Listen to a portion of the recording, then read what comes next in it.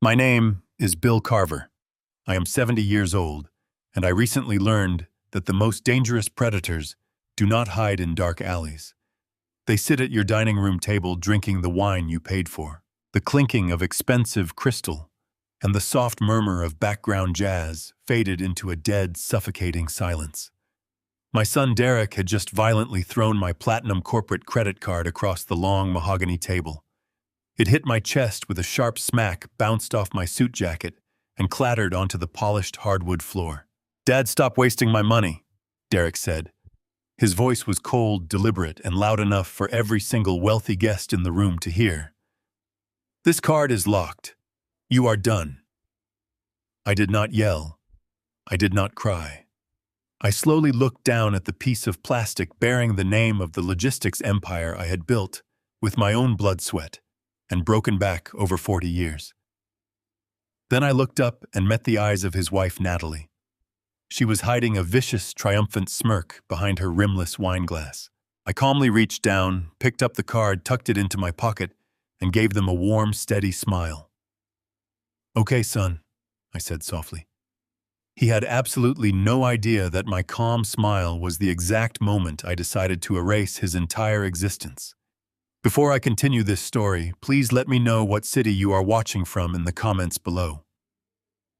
Hit the like button and subscribe if you have ever had to stand up to family members who severely underestimated your worth. The lavish dinner party at Derek's $10 million mansion in the Chicago suburbs was supposed to be a celebration of Carver Logistics breaking a new quarterly record. I had been invited almost as an afterthought, placed at the far end of the long dining table like an antique relic they had dragged out of the attic, out of sheer obligation. For the first 2 hours, I sat quietly eating my meal, listening to Derek boast to his new circle of venture capitalists and country club socialites.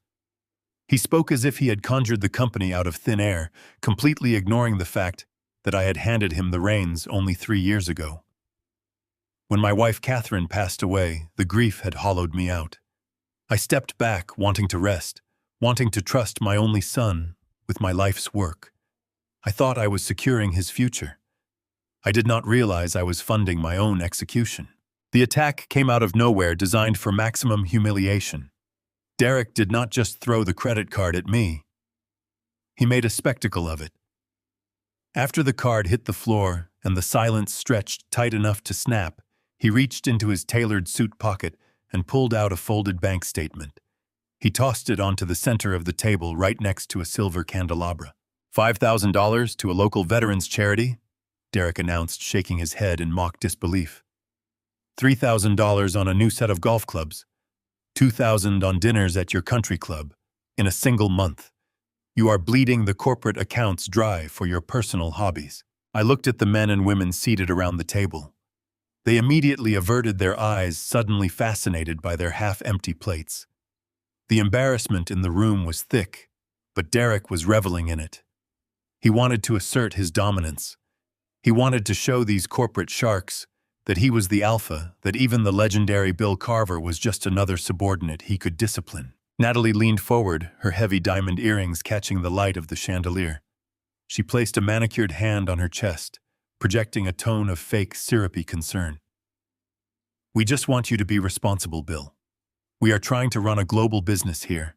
Every dollar counts, and you are treating the corporate account like a bottomless piggy bank. It is incredibly stressful for Derek to constantly clean up your messes."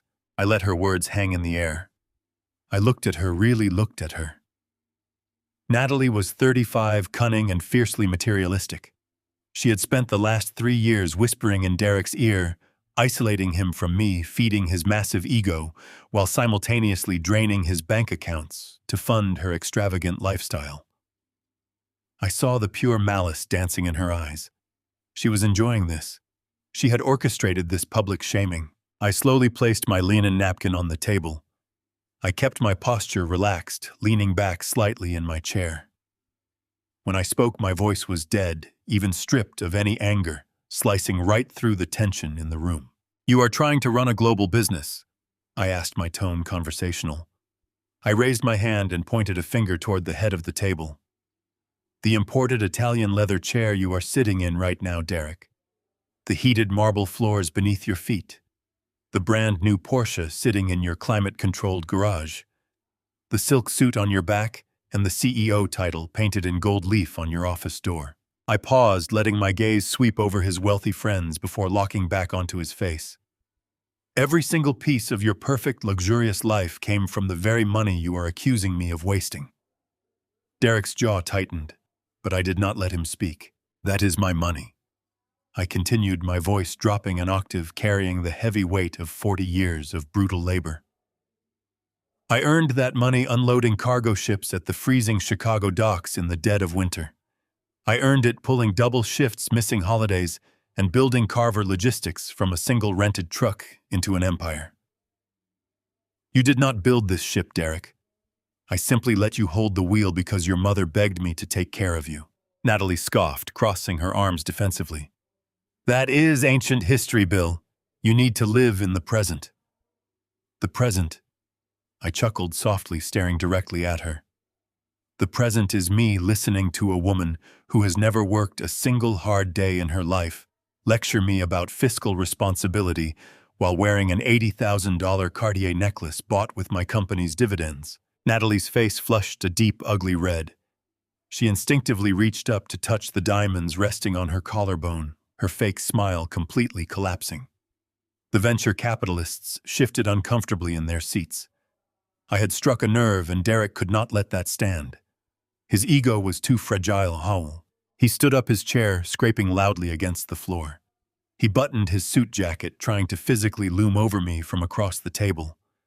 His face was twisted with cold arrogance, completely devoid of any respect or love a son should hold for his father. "Your era is over, old man," Derek said, his voice dripping with venom. "You are living in a delusion. The company is mine now. You signed the operational control over to me 3 years ago, and I am the one steering this ship into the future. You are nothing but a liability, a ghost haunting the payroll." He leaned forward, placing both hands flat on the table. "Your monthly allowance is being cut by 80% starting tomorrow morning. No more charities. No more golf clubs. No more free rides. You are going to learn how to live within your means, or you will not see a single dime from me ever again." The sheer audacity of his words echoed in the massive dining room. My own son, the boy I had taught to ride a bicycle, the boy I had stayed up with late into the night helping with his college applications, was looking at me as if I were a beggar on the street. He genuinely believed he held all the power. He genuinely believed that a few legal documents giving him operational control meant he owned my soul. He had forgotten who I was. He had forgotten that a man does not build a $40 million logistics empire by being soft, gullible, or easily defeated. I had swum with sharks far bigger and far deadlier than Derek Carver could ever hope to be. I looked at him in total silence for a long moment. I did not argue. I did not defend myself. Arguments are for people who are trying to save a relationship. I was no longer trying to save anything. I stood up slowly, feeling the familiar ache in my knees, a souvenir from my days working on the docks. I walked over to the coat rack, slipped on my heavy wool overcoat, and adjusted my scarf. I turned back to face the dining room one last time. Derek was standing tall, looking victorious. Natalie was smirking again, clearly proud of her husband for finally putting the old man in his place. "Enjoy your evening, everyone," I said politely to the terrified guests. I walked out the front door and stepped into the biting, freezing Chicago wind. The cold air hit my face, clearing my mind instantly. As I walked down the long, illuminated driveway toward my car, a profound sense of mourning washed over me immediately, followed by an absolute chilling clarity. My son was dead to me. The boy Catherine and I had raised was gone, replaced by a greedy, ruthless parasite who thought he could discard me like trash. But I got into my car, started the engine, and turned on the heater. I looked at the massive glowing mansion in my rearview mirror. Derek thought he had won. He thought he had severed my lifeline, but he had fundamentally misunderstood the game we were playing. He thought he was cutting off my allowance. He didn't realize I still owned the bank. The war had officially begun, and I was going to burn his entire kingdom to the ground. The morning sun barely pierced through the heavy gray clouds hanging over Chicago. I sat alone at my small kitchen table staring down at a cup of black coffee that had gone cold an hour ago.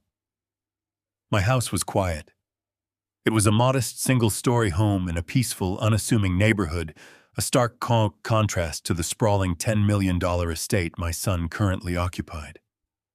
I had chosen this house for its simplicity. After 40 years of screaming truck engines, chaotic shipping yards, and the relentless noise of building a corporate empire from the ground up, I just wanted peace. But peace felt very far away this morning. Every time I closed my eyes, I saw the vicious smirk on Natalie's face and heard the sheer contempt in Derek's voice. The tight pain I felt in my chest was not a heart attack. It was the crushing weight of profound, irreversible regret. 3 years ago, my world stopped spinning entirely. My wife Catherine passed away after a brutal, rapid battle with illness. For 43 years, she was the steady anchor of my life. When I was working double shifts on the loading docks, freezing my hands to the bone, she was the one packing my thermoses and telling me we were building a future. When the grief of losing her hit me, it did not just break my heart. It blinded me. I lost my drive. I lost my edge. I looked at the massive corporate headquarters of Carver Logistics and felt absolutely nothing. So I made the fatal mistake that brought me to this dark morning. I stepped down. I handed the operational keys to my only son, Derek.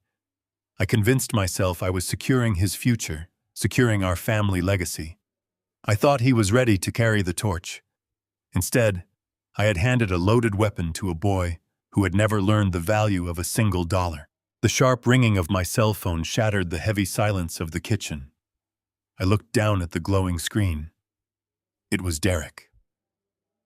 I let it ring 3 times, controlling my breathing, masking the cold fury simmering in my veins. Then I answered, "Dad." Derek said, his voice surprisingly soft. All the arrogance, all the theatrical cruelty from the dinner party was completely gone. He sounded tired, stressed, and perfectly apologetic.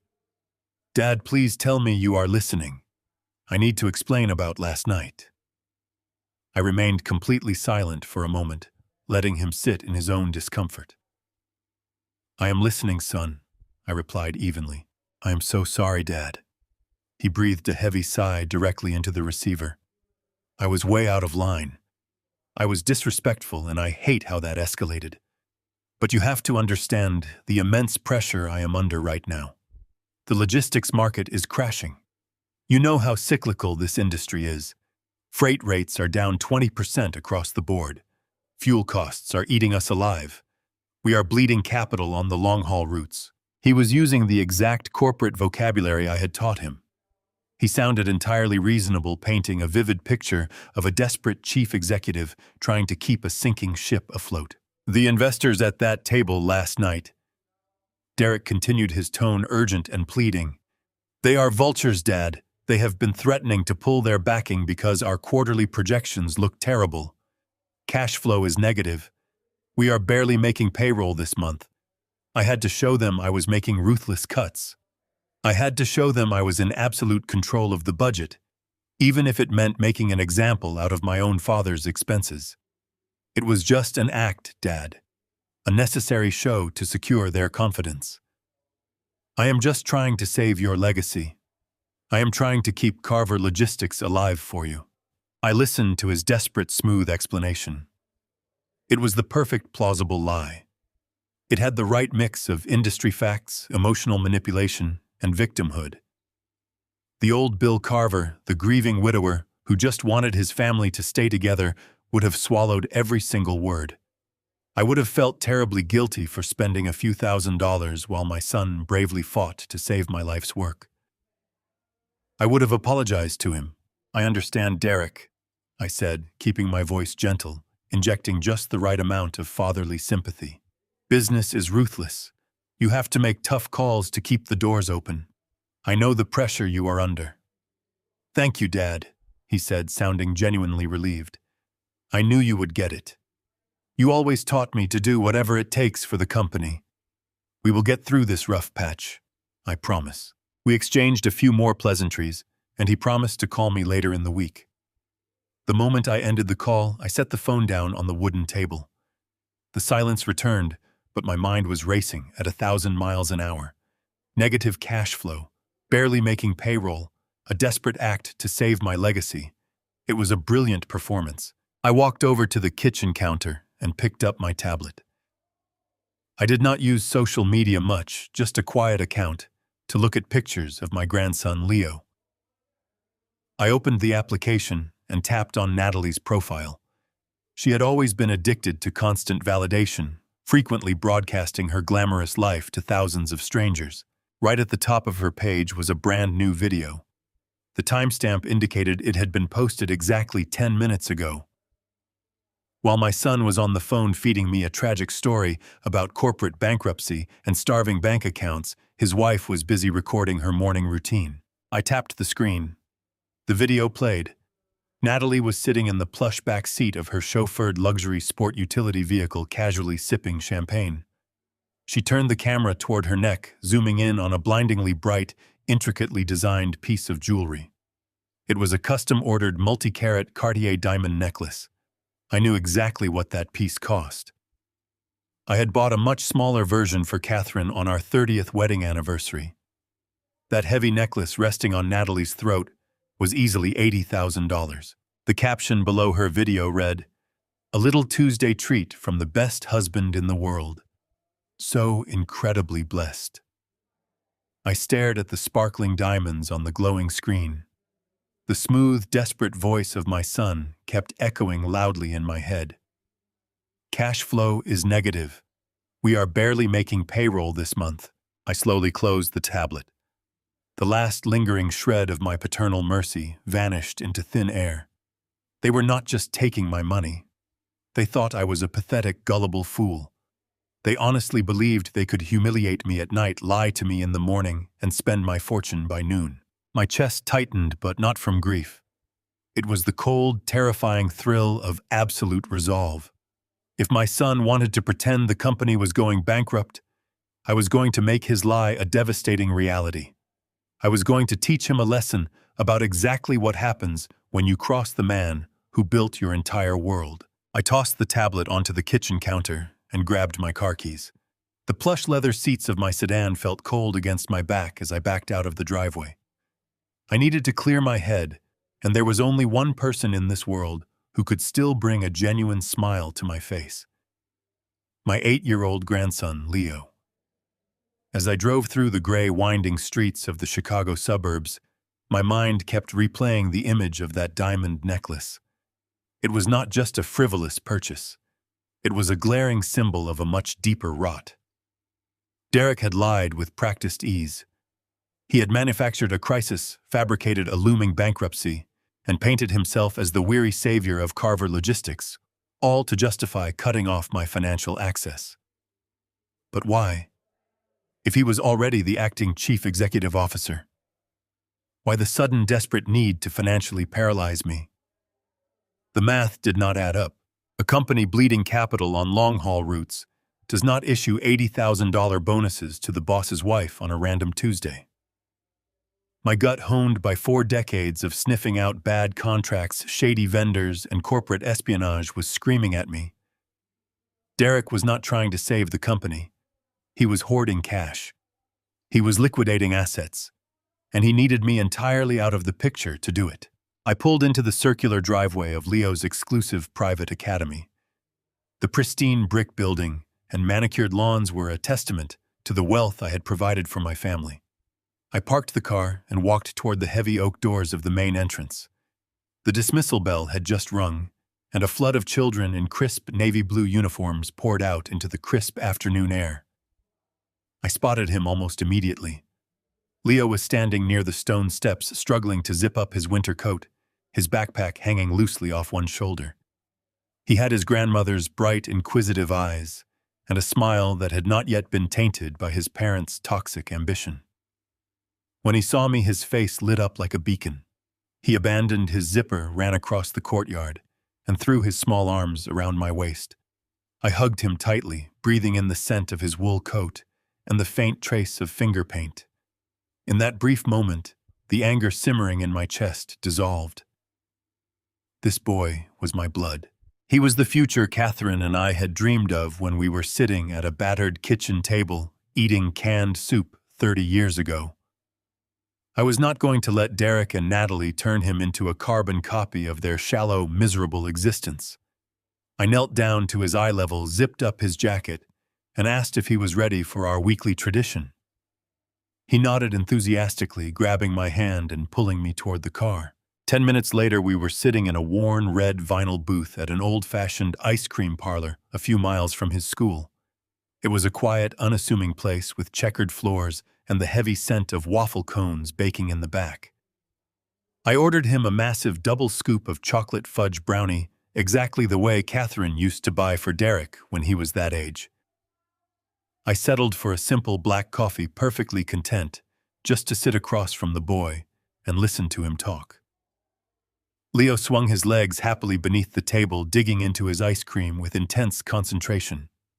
He told me about his science project, about a frog he had found near the school pond, and about how much he hated his new math tutor. I listened to every word, nodding and asking questions, cherishing the absolute purity of his innocence. It was a stark, heartbreaking contrast to the venomous environment he went home to every single day. I wondered how much he absorbed from them. Children are remarkably perceptive. They absorb the tension in a room long before they understand the words being spoken. I took a slow sip of my coffee, watching a drop of melted chocolate fall onto his chin. I handed him a paper napkin and told him to wipe his face. He scrubbed at his chin clumsily, leaving a brown smudge across his cheek. He laughed, a bright, clear sound that echoed through the quiet diner. I leaned forward, resting my arms on the table. I asked him how things were at home, keeping my tone light and conversational. I asked if his parents were busy, if they were working late, just testing the waters to see what a child's perspective might reveal about their strange behavior. Leo paused, his spoon hovering halfway to his mouth. He looked down at his ice cream, his brow furrowed in deep thought. He told me that his dad had been yelling on the phone a lot in his home office late at night. He mentioned that his mom was always busy packing things into big cardboard boxes and putting them in the storage room. Packing things. My pulse hitched slightly. Why would Natalie be packing boxes into a storage room? I kept my smile steady, masking the sudden spike of adrenaline shooting through my veins. I asked him if they were doing some spring cleaning. Leo shook his head firmly. He swallowed a bite of ice cream and looked at me with wide, completely honest eyes. He said no, they were not cleaning. He leaned across the table, lowering his voice as if he were sharing a massive, exciting secret. He told me that his mommy said they were moving. He said they were moving to a giant mansion in California next month. He said it had a pool with a waterfall and a movie theater right inside the house. I sat completely frozen. California. A Chicago-based logistics firm built on Midwest freight corridors does not simply relocate to California without months of board meetings and operational restructuring. My son was not relocating my company. He was liquidating his assets and preparing to flee the state. I forced myself to take a breath. I kept my voice incredibly soft so I would not frighten the boy. I asked him what was going to happen to me when they moved to this new mansion. Leo licked his spoon, completely unaware of the devastating impact of his next words. He smiled, a warm, comforting smile. He said I did not need to worry. He told me that Mommy and Daddy had already made a plan for me. He said I was going to go to a special vacation house far away, where doctors will take care of you, Grandpa.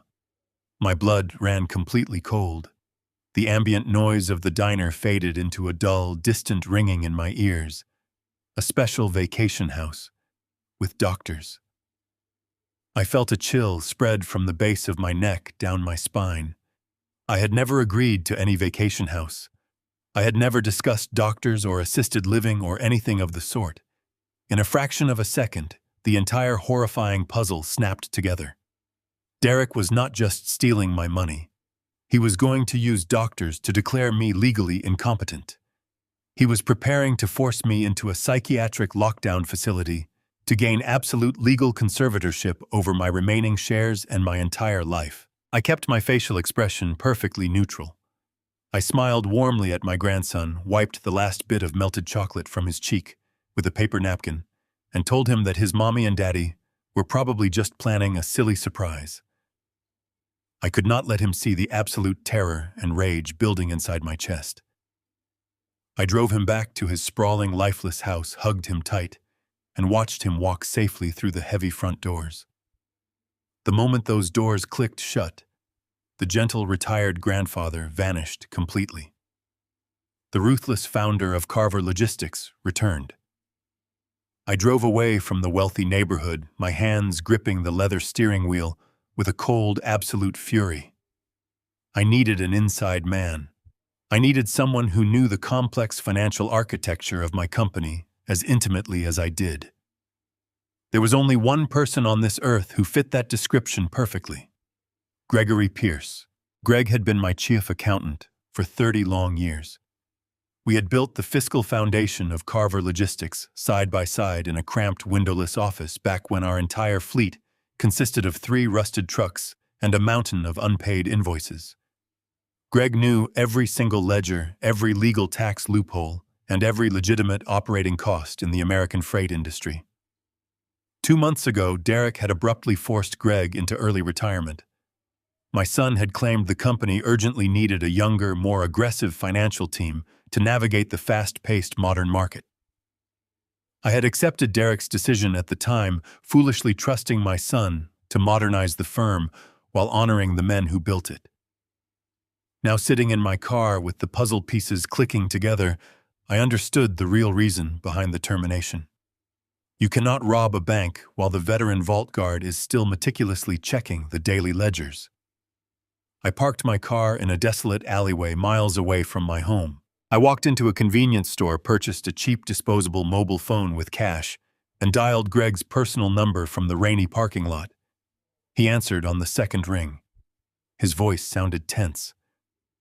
I told him we needed to meet immediately away from the city center, away from the corporate offices, and away from anyone connected to my son. We agreed to meet at a dingy, dimly lit diner on the industrial outskirts of Chicago, surrounded by abandoned textile warehouses and cracked asphalt. It was the exact diner where we used to drink terrible burnt coffee and plan our aggressive corporate expansions 3 decades ago. The nostalgia of the location was a bitter reminder of everything my son was currently destroying. I walked through the rattling glass doors and slid into a cracked red vinyl booth across from my oldest friend. Greg looked noticeably older, deeply tired, and profoundly troubled. He wore a faded tweed jacket and stared at his mug of black coffee with a mixture of profound sorrow and quiet relief. Before I could even ask my opening questions, Greg leaned forward and folded his trembling hands on the sticky tabletop. He looked me directly in the eyes and told me he had been desperately waiting for my phone call for 2 agonizing months. I felt a sharp pang of betrayal. I asked him why he had not simply driven to my house and reached out to me directly. Greg shook his head bitterly, staring down at his coffee. He explained that Derek had ambushed him. My son had threatened to revoke Greg's entire corporate pension and tie him up in endless bankrupting litigation if he spoke a single word to me about the company finances. Derek had weaponized the legal department I had funded to silence the most loyal employee I ever hired. I sat in the dim light of the diner, processing the sheer malice of my son's actions. Greg lowered his voice to a hushed whisper, constantly glancing nervously at the empty booths around us to ensure no one was listening. He revealed the true, chilling reason behind his sudden and humiliating termination. He had not been fired for being too old, too slow, or out of touch with modern business practices. He had been fired because he started asking too many dangerous questions. A few months ago, Greg had noticed bizarre, inexplicable discrepancies in our quarterly expense reports.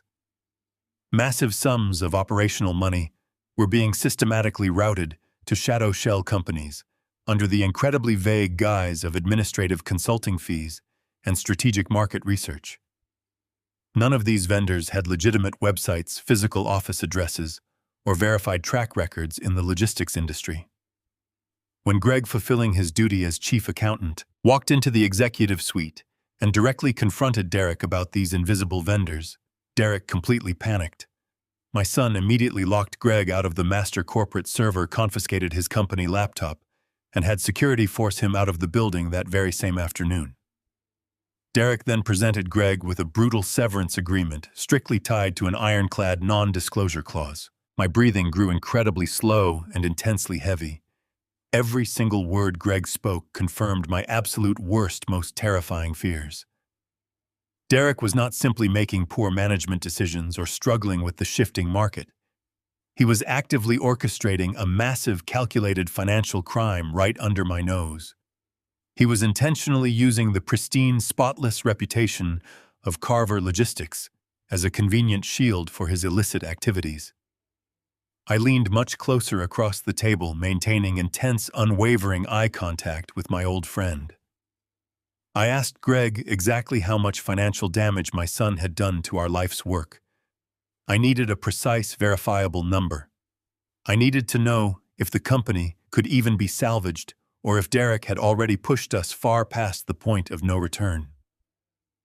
I asked him if the negative cash flow and the impending bankruptcy Derek had cried about on the phone were real, or just another layer of his elaborate, disgusting deception.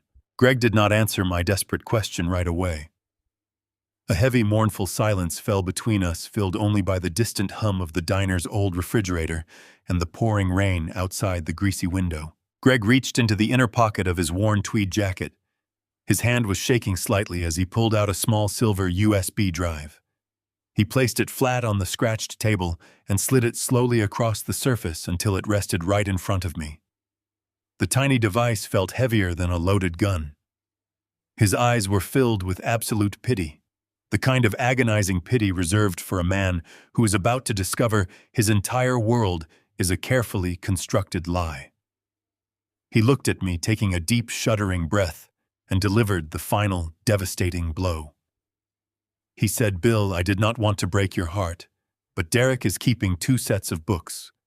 The company is not failing. It is being bled dry." I stared at the small metal drive, realizing that my beloved legacy was entirely gone. Now it was absolutely the right time to take his away completely. The drive back from the diner was a blur of relentless pounding rain and the rhythmic slap of my windshield wipers. Greg followed close behind my sedan in his battered station wagon. We did not speak again after leaving the diner. There was absolutely nothing left to say. The grim reality of my son's betrayal hung over us like a suffocating blanket. I pulled into my driveway, the gravel crunching beneath my tires. I unlocked the heavy front door and guided Greg through the dark living room, walking straight into my home office. This room had always been my private sanctuary.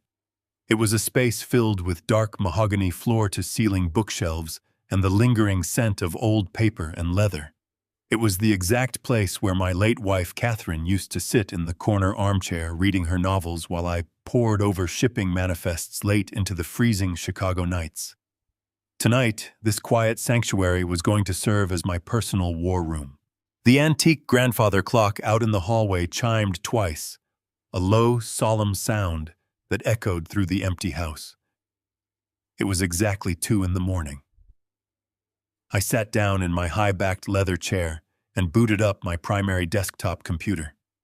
The large monitor flickered to life, casting a harsh, pale blue light across Greg's deeply lined, exhausted face. He was sweating visibly, shifting his weight nervously from foot to foot as he watched the operating system slowly load. He pulled a handkerchief from his pocket and wiped his brow. He knew exactly what we were about to do, and he knew that it bordered dangerously close to corporate espionage. If Derek somehow caught us breaching the private network, he would undoubtedly unleash his aggressive corporate lawyers and attempt to bury us both in endless litigation. But I was far beyond the point of caring about empty legal threats from a spoiled boy I had taught to tie his shoes. I cracked my knuckles and leaned forward, focusing entirely on the glowing screen. I navigated through our secure portal to reach the remote access gateway for the Carver Logistics internal network. The pristine corporate login screen appeared immediately, prompting me for a high-level security credential. 3 years ago, when I officially handed the operational control of the company over to my son, I gave him one explicit, uncompromising directive. I told him to completely overhaul our entire digital infrastructure. I instructed him to update the corporate firewalls, change all the master administrative passwords, and strictly restrict legacy access to protect the firm from external threats. It was a basic fundamental rule of major corporate transitions. But my son was remarkably fatally lazy when it came to foundational, unglamorous work. He loved the prestigious title of Chief Executive Officer. He loved the catered executive lunches, the chartered private jets, and the glossy magazine interviews. He absolutely hated the tedious, invisible, grinding labor required to actually secure and maintain a $40 million enterprise. Because of his towering arrogance, I was absolutely certain he had never actually bothered to purge the original foundational codes from the deep system architecture. I placed my hands on the keyboard and slowly typed in my old master administrator credentials. It was a highly complex alphanumeric sequence that Catherine had actually helped me memorize over 2 decades ago. Greg held his breath, his hands gripping the solid edge of the mahogany desk so tightly, his knuckles turned entirely white. I pressed the Enter key. A small blue loading icon appeared in the center of the screen, spinning in a continuous, mesmerizing circle for 3 agonizingly long seconds. The silence in the room was absolute, broken only by the steady drumming of the rain against the window glass. Then the entire screen flashed a brilliant, validating green. Access granted. We were completely inside. We had just bypassed a multi-million-dollar security system using a ghost key my son was too arrogant to delete. Greg immediately pulled up a chair and took firm control of the mouse. His hands completely stopped shaking the very moment he was back in his natural element. He expertly navigated past the sanitized, highly polished, public-facing financial dashboards that the board of directors usually saw. He dove straight down into the restricted, heavily encrypted hidden ledgers that Derek had deliberately buried behind multiple layers of secondary firewalls. The screen suddenly populated with hundreds of dense transaction logs, and the sheer staggering scale of the theft was breathtaking. Greg opened a hidden subfolder labeled with a vague, unassuming numeric code. Inside were dozens of digital invoices for a network of companies I had never once heard of in my 40 years of navigating the aggressive American logistics industry. I read the names aloud in the quiet room. Apex Global Consulting, Vanguard Strategic Solutions, Horizon Integrated Market Research. I stared at the seemingly endless list of invoices, feeling a cold, hard knot form deep in my stomach. These phantom invisible entities were currently charging Carver Logistics hundreds of thousands of dollars every single month for services completely devoid of any specific, tangible detail.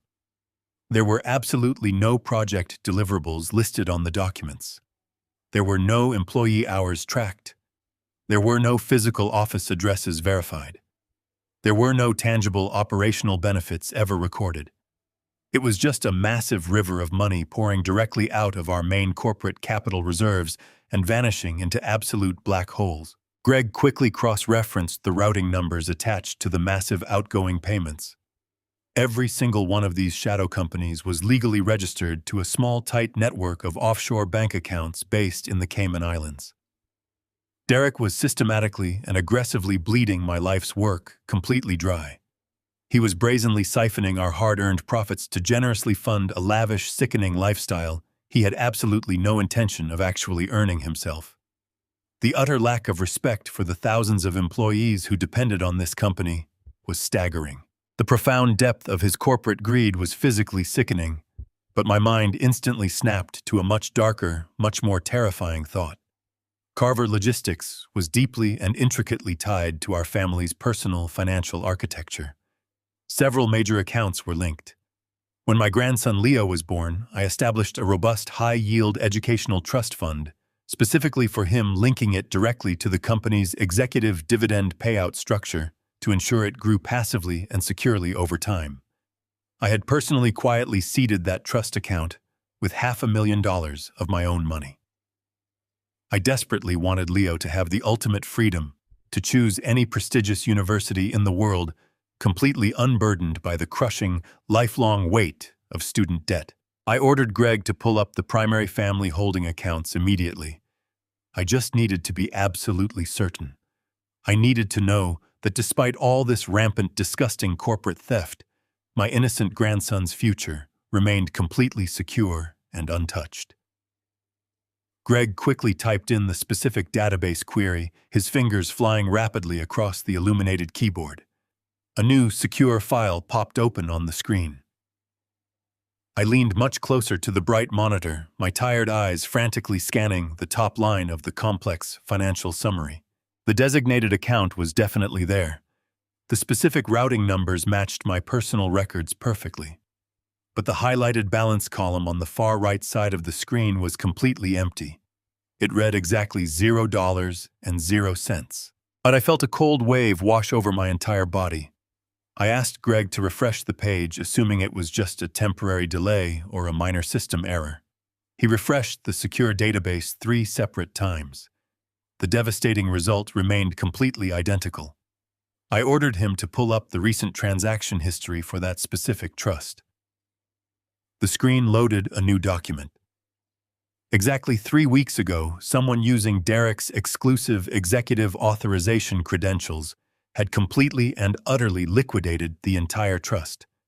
My son had deliberately drained $500,000 from his own 8-year-old child simply to feed his insatiable, pathetic, monstrous vanity. I stood up slowly from the large mahogany desk, stepping backward into the dark, quiet shadows of my home office. The rain continued to batter the glass outside. The last lingering shred of my paternal mercy completely vanished from my heart.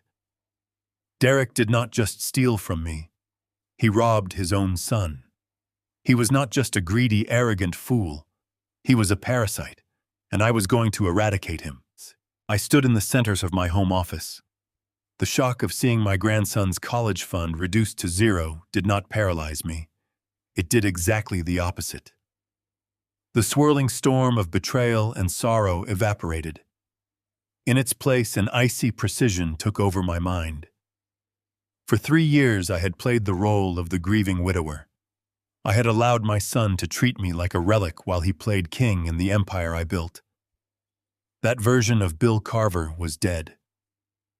The man standing in this office now was the same ruthless street fighter who had clawed his way up from the Chicago shipping yards to build a global logistics powerhouse. I walked back to the mahogany desk and placed my hands on the back of Greg's chair. I told him to trace the money. I needed to know where my grandson's $500,000 had gone, and I needed every routing number associated with the theft. Greg nodded. The fear that gripped him earlier was replaced by a grim determination. He hunched over the keyboard, his fingers moving with speed as he pulled up the transaction logs. Derek had tried to be clever. He had routed the funds through a complex web of internal shell accounts, attempting to disguise the theft as capital depreciation, write-offs, and emergency operational expenditures. It was a digital labyrinth designed to confuse audits. But Derek had forgotten who trained him. He forgot that Greg and I wrote the original accounting protocols for Carver Logistics. Greg bypassed the layers of financial obfuscation with ease. We watched the money move from the primary trust account into a dummy vendor profile listed under the name Horizon Integrated Market Research. From there, the funds were chopped into 5 wire transfers. Greg tracked those wires. They bounced through a regional bank in Delaware, crossed the border into a holding company registered in Panama, and finally settled into a private offshore account based in the Cayman Islands. Greg brought up the registration details for the Cayman account. The screen glowed with the proof of my son's corruption. The account was not registered under Carver Logistics. It was registered to a private entity named D&N Holding Group, Derek and Natalie. They had stolen their own child's educational future to line their pockets. I stared at the screen, analyzing the structure of their crime. This was not a theft committed by a desperate man facing bankruptcy. This was a sophisticated, premeditated operation. Derek had spent months setting up this offshore infrastructure. He had weaponized his position as executive officer to drain the company dry piece by piece. But the volume of the missing capital told me we were missing the larger picture. $9 million routed through shell companies, plus $500,000 stolen from Leo. A man does not steal that much liquid cash unless he is preparing for an exit. I leaned closer to the monitor and instructed Greg to stop looking at the financial ledgers. I needed to see Derek's communications. I told Greg to breach Derek's email server. Greg hesitated for a fraction of a second, warning me that accessing executive communications crossed a legal line. I reminded Greg that my son had just stolen his own child's trust fund and was destroying our company. Legal lines no longer mattered. Greg swallowed hard, nodded, and initiated the override protocol. Bypassing the email server took longer than cracking the financial ledgers. Derek had installed biometric encryption on his personal inbox. However, because Greg built the architecture of the firm's network, he knew about a backdoor vulnerability in the remote access firewall. For 20 minutes, the only sound in my dark office was the tapping of Greg's keyboard and the rain lashing against the window panes. Finally, the encryption firewall collapsed. The screen flooded with hundreds of emails, private memos, and internal corporate directives. I pulled a second chair up to the desk and sat down beside my old friend. We began to sift through the digital wreckage of my son's life. We ignored the operational emails and client communications. We used specific keyword searches to filter the inbox. We searched for Panama, Cayman, Horizon Integrated, and wealth transfers. The results were immediate and damning. We found threads of communication between Derek and an offshore wealth management firm. They were discussing the best methods to liquidate domestic assets without triggering federal tax flags. We found emails confirming the purchase of an estate in the Palisades of California paid in cash through a dummy corporation. My grandson had not been lying at the ice cream parlor. Derek and Natalie were preparing to abandon Chicago. But the most alarming detail was the timeline. Every major financial move, every offshore transfer, and every real estate purchase was scheduled to culminate exactly at the end of the current fiscal month. Derek was operating on a deadline. He was rushing. He was panicked. He was trying to finish this financial hemorrhage before the upcoming quarterly board meeting. I told Greg we needed to find the destination. The offshore accounts and the California mansion were symptoms of the disease, but they were not the root cause. A man does not burn down his legacy just to buy a house. There had to be a final endgame. Greg expanded the search parameters, running a diagnostic scan on Derek's hidden digital archives. Suddenly, a notification popped up on the lower right corner of the screen. The diagnostic scan had detected a partition drive separate from the corporate server. It was hidden behind an encryption wall. Greg's eyes widened in surprise. He explained that this level of security was unprecedented for a logistics firm. Derek had isolated this data drive from the rest of the company.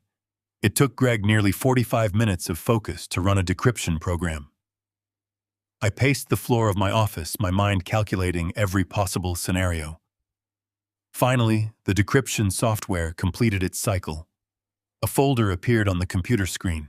The folder was flagged with red security icons. The title of the folder was typed in bold letters. It read, Project Apex-Final Sale. I stared at the title, feeling the air leave my lungs. Apex. The word echoed in my mind over and over again. Derek was not just stealing money from the corporate accounts to fund his lavish lifestyle. He was aggressively preparing to sell something. Greg slowly looked up at me, his face extremely pale and slick with cold sweat. I placed my hand firmly on his shoulder and gave a single nod. I told him to open the file right now. Greg moved the mouse and double-clicked the folder. The screen immediately filled with classified legal documents, corporate buyout contracts, and sinister personal memorandums. As I leaned in to read the first page of the massive dossier, the true depth of my son's absolute betrayal finally revealed itself. We broke the encryption, and the true nightmare officially began. The first document that loaded onto the bright monitor was a massive 80-page letter of intent. It was drafted by a notoriously aggressive hedge fund operating out of New York called Apex Capital. I knew of them. They were corporate vultures. They specialized in acquiring vulnerable family-owned logistics businesses, stripping them down to their bare assets, firing the veteran workforce, and selling off the remaining corporate skeleton for a massive profit. The bold black numbers printed at the top of the acquisition summary sheet made my breath catch in my throat. $60 million. That was the final non-negotiable buyout price Derek had secretly negotiated for Carver Logistics.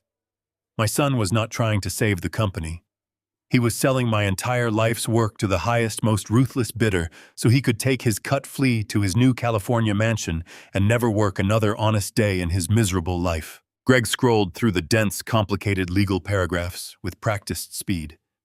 He pointed out the specific asset transfer clauses.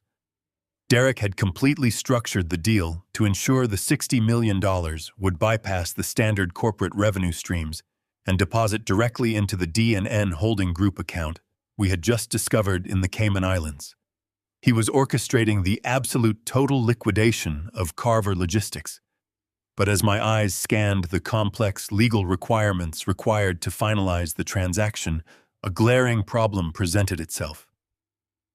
I leaned back in my leather chair, my mind racing, through the ironclad corporate bylaws I had personally written 30 years ago. Derek was the chief executive officer, but he was only the operational head. He did not possess the structural authority to unilaterally sell the entire company. I still legally owned 51% of the primary voting shares. My signature, and only my signature, was absolutely mandatory to approve a total corporate buyout. The hedge fund's legal team knew this perfectly well. The final page of the letter of intent explicitly stated that the $60 million transfer was entirely contingent upon the majority shareholder signing the final release documents. Derek was hopelessly trapped by the very corporate structure he was trying to dismantle. He could not sell Carver Logistics without my explicit witnessed and legally binding consent. I looked at Greg, a cold, dark sense of dread slowly creeping into my chest.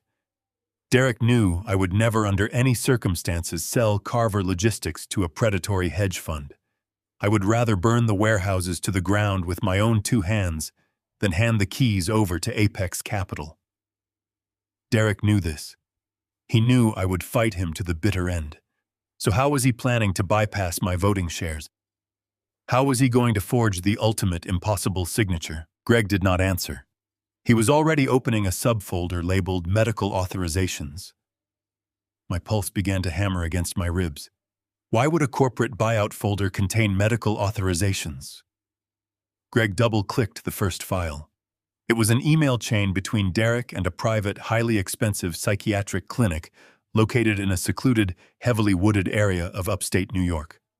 The clinic was notorious for catering to wealthy, discreet clients who needed problematic family members quietly removed from the public eye. I read the emails feeling a deep, suffocating nausea rising in my throat. Derek was exchanging encrypted messages with the clinic's primary director, a man named Dr. Aris Thorne. The emails were not discussing standard medical care. They were discussing legal conservatorship. Derek was asking Dr. Thorne for the specific, exact medical terminology required by a federal judge to strip a citizen of their complete legal autonomy. He was asking how to definitively prove that a man was no longer capable of making his own financial decisions. Greg clicked on the final email in the chain. There was no text in the body of the message. There was only a single attached audio file. The file was named Initial Consultation. Greg reached over and turned up the volume on my computer speakers. He pressed play. A burst of static hissed through the quiet office, followed by the clear, unmistakable sound of my son's voice. Derek sounded incredibly calm, professional, and terrifyingly detached. "Dr. Thorne," Derek's recorded voice echoed through the dark room. "I appreciate your discretion in this sensitive family matter. As we discussed, my father's condition has deteriorated rapidly over the last 6 months. He is becoming increasingly paranoid, financially reckless, and a severe danger to himself and our company. I sat perfectly still, listening to my own flesh and blood calmly assassinate my character to a complete stranger. I understand the legal hurdles involved in securing full conservatorship, Derek's voice continued smoothly. But we cannot afford a lengthy, drawn-out evaluation process. We need a definitive, immediate diagnosis to present to the judge by the end of the month. If you can provide a signed, incontrovertible medical evaluation, declaring that William Carver suffers from severe, incapacitating dementia, my family is prepared to make a very generous $50,000 donation to your clinic's private research fund. We also require an immediate bed in your secure long-term lockdown facility to ensure he receives the constant supervised care he so desperately needs. The audio file ended with a sharp click. The heavy, suffocating silence returned to my home office. Greg slowly lowered his head, resting his face in his hands. He could not even look at me. The sheer monstrous cruelty of the recording was too immense to process. My son had just casually negotiated a $50,000 bribe to purchase a fabricated medical diagnosis. Severe, incapacitating dementia. It was the perfect, inescapable trap. If a corrupted, credentialed doctor declared me legally incompetent, my 51% voting share would automatically default to my next of kin and primary caretaker. It would instantly default to Derek. He would gain absolute, unquestionable control over my entire life, my finances, and my company. He would sign the Apex Capital buyout documents the very next day. Suddenly, the innocent, sweet words of my 8-year-old grandson came crashing back into my mind. Leo's bright smile as he ate his ice cream. His absolute trust as he told me about his mother packing boxes. Mommy says we are moving to a giant mansion in California next month. And you are going to a special vacation house far away where doctors will take care of you, Grandpa. Leo's special vacation house was a psychiatric lockdown facility in upstate New York. Derek and Natalie were not simply going to steal my money and leave me in Chicago. They were going to lock me in a padded room for the rest of my natural life. They were going to chemically sedate me, strip me of my basic human rights, and erase me from the world entirely, all to ensure I could never interfere with their $60 million payout. They were going to bury me alive. I stared at the black screen of the monitor. The betrayal was so profound, so absolute, that it completely transcended ordinary human anger. It was a cold, pure, consuming void. I had spent my entire adult life protecting Derek. I had funded his expensive education, bailed him out of his youthful mistakes, and handed him a global empire on a silver platter. I had loved him with the unconditional, blinding devotion of a father. But the man on that recording was not my son. He was a sociopathic parasite who was willing to destroy my life to feed his endless greed. I stood up from the leather chair. My mind was completely clear. My hands were perfectly steady. The grieving widow was dead. The lenient father was dead. Only the founder remained. I looked at Greg, who was still staring at the floor in absolute shock. I told him to copy every single file, every email, and every audio recording onto his encrypted drive. I told him we were going to let Derek believe his perfect plan was working flawlessly. We were going to let him step right up to the edge of his $60 million victory. And then I was going to tear his entire world down to the foundation. The heavy, suffocating silence in my home office was absolute, broken only by the relentless driving rain lashing against the tall glass windows. I stood completely still in the dark room, staring at the glowing computer monitor, physically sickened by the profound, monstrous evil that had taken root inside my own family. I had spent 40 years navigating the brutal, unforgiving world of corporate logistics. I had faced ruthless competitors, aggressive union strikes, and predatory corporate raiders who would gladly destroy a man's livelihood for a fraction of a profit margin. But absolutely nothing in my long life could have ever prepared me for the sheer, paralyzing horror of realizing that my own flesh and blood intended to bury me alive. The innocent vacation house my grandson had mentioned was a psychiatric lockdown facility.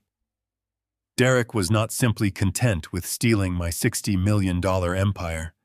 He wanted to strip me of my basic human rights, drug me into compliance, and lock me in a padded cell until the day I died, all so he could secure a fabricated medical diagnosis and steal my voting shares. I placed my hands flat on the polished mahogany desk, forcing myself to take a slow, agonizingly deep breath. The raw, blinding pain of a heartbroken father was completely gone, burned away by the sheer magnitude of the betrayal. In its place, a cold, mechanical, and terrifyingly calm precision took over my entire mind. I looked down at Greg. My oldest friend was still sitting in the leather chair, his face pale and slick with a cold sweat, completely overwhelmed by the terrifying nature of the audio recording we had just uncovered. I placed my hand firmly on his shoulder and gave a single definitive nod. I instructed him to copy every single byte of the Project Apex files onto his secure encrypted flash drive. I needed the corporate buyout contracts, the offshore routing numbers, and most importantly, I needed the pristine audio file of Derek casually negotiating a $50,000 bribe with a corrupt psychiatrist. Greg swallowed hard, his professional composure slowly returning as he focused his attention back on the keyboard. He initiated the mass data transfer, setting his complex decryption algorithms to quietly copy the massive corporate intelligence cache without triggering any of Derek's remote executive security alarms. A bright green progress bar appeared in the center of the screen, slowly filling from left to right, as the devastating evidence transferred over to our absolute possession. While we waited for the massive files to successfully copy, Greg decided to run one final sweeping diagnostic check across the secondary financial ledgers. He wanted to be absolutely certain that we had not missed any other hidden shell companies or phantom vendor accounts buried deep within the corporate network architecture. The rhythmic, rapid clicking sound of his typing filled the quiet room. Suddenly, the typing stopped completely. Greg leaned much closer to the bright monitor, his brow furrowing in deep, profound confusion. He adjusted his glasses and highlighted a specific sequence of financial data on the lower half of the screen. I asked him what was wrong, keeping my voice incredibly low and steady. Greg pointed a trembling finger at a series of massive transactions buried beneath multiple layers of complex, highly sophisticated banking firewalls. It was a completely separate, entirely distinct stream of money. It did not fit the established pattern of the Apex Capital buyout, and it was completely disconnected from the Cayman Islands shell companies Derek was actively using to drain Carver Logistics. It was a glaring, messy anomaly in an otherwise perfectly constructed financial crime. I pulled a second chair up beside Greg and sat down, my eyes scanning the complex columns of digital numbers. I instructed him to trace the exact origin of the mysterious funds. I fully expected to see Derek's name attached to the routing numbers, assuming my son had simply made a sloppy, arrogant mistake in his complex accounting scheme. But as Greg expertly peeled back the digital layers of the banking firewall, the registered account holder information finally appeared on the screen. The hidden account did not belong to my son. It was a highly secured private wealth management account registered exclusively under Natalie's maiden name. I stared at the glowing letters in absolute, unadulterated disbelief. Natalie had always been completely, hopelessly dependent on Derek's vast wealth. She had never worked a single honest day in her entire adult life, preferring to spend her endless free time broadcasting her lavish manufactured existence to strangers on the internet. Yet sitting right here in front of my eyes was a deeply hidden, highly sophisticated offshore account containing hundreds of thousands of dollars, completely insulated and hidden away from her husband's financial control. She was aggressively hoarding cash entirely on her own, but the money was not just sitting idle in the dark. It was being actively and aggressively drained. Greg pulled up the outbound transaction history. There were massive weekly wire transfers flying out of Natalie's secret account over the past 4 months. We were looking at payments of $20,000, $30,000, and sometimes $50,000 at a time. I stared at the staggering, relentless sums. These were not the typical frivolous expenses I had come to expect from my deeply shallow daughter-in-law.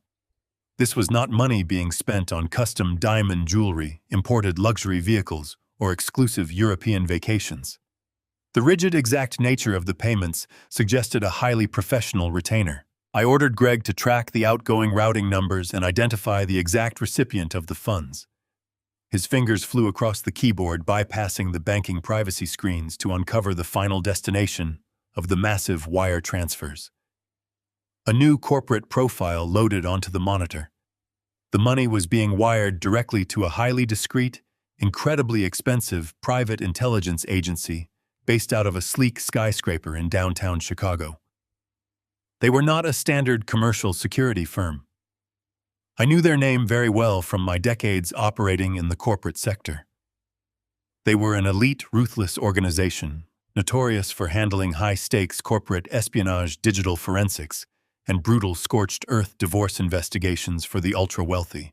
My mind began to race through the terrifying, rapidly multiplying possibilities. Why in the world would Natalie be secretly funneling hundreds of thousands of dollars to an elite private investigator? The immediate logical conclusion formed in my head. Derek and Natalie were working together to build their fabricated medical case against me.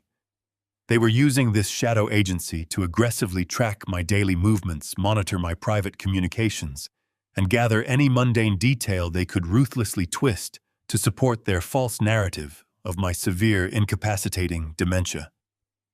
They were building a titanium fortress of lies to present to the federal judge to steal my life. I felt a fresh, burning surge of adrenaline pump through my veins. I needed to see exactly what kind of evidence they had managed to manufacture against me. I instructed Greg to hack directly into the intercepted billing statements attached to Natalie's wire transfers.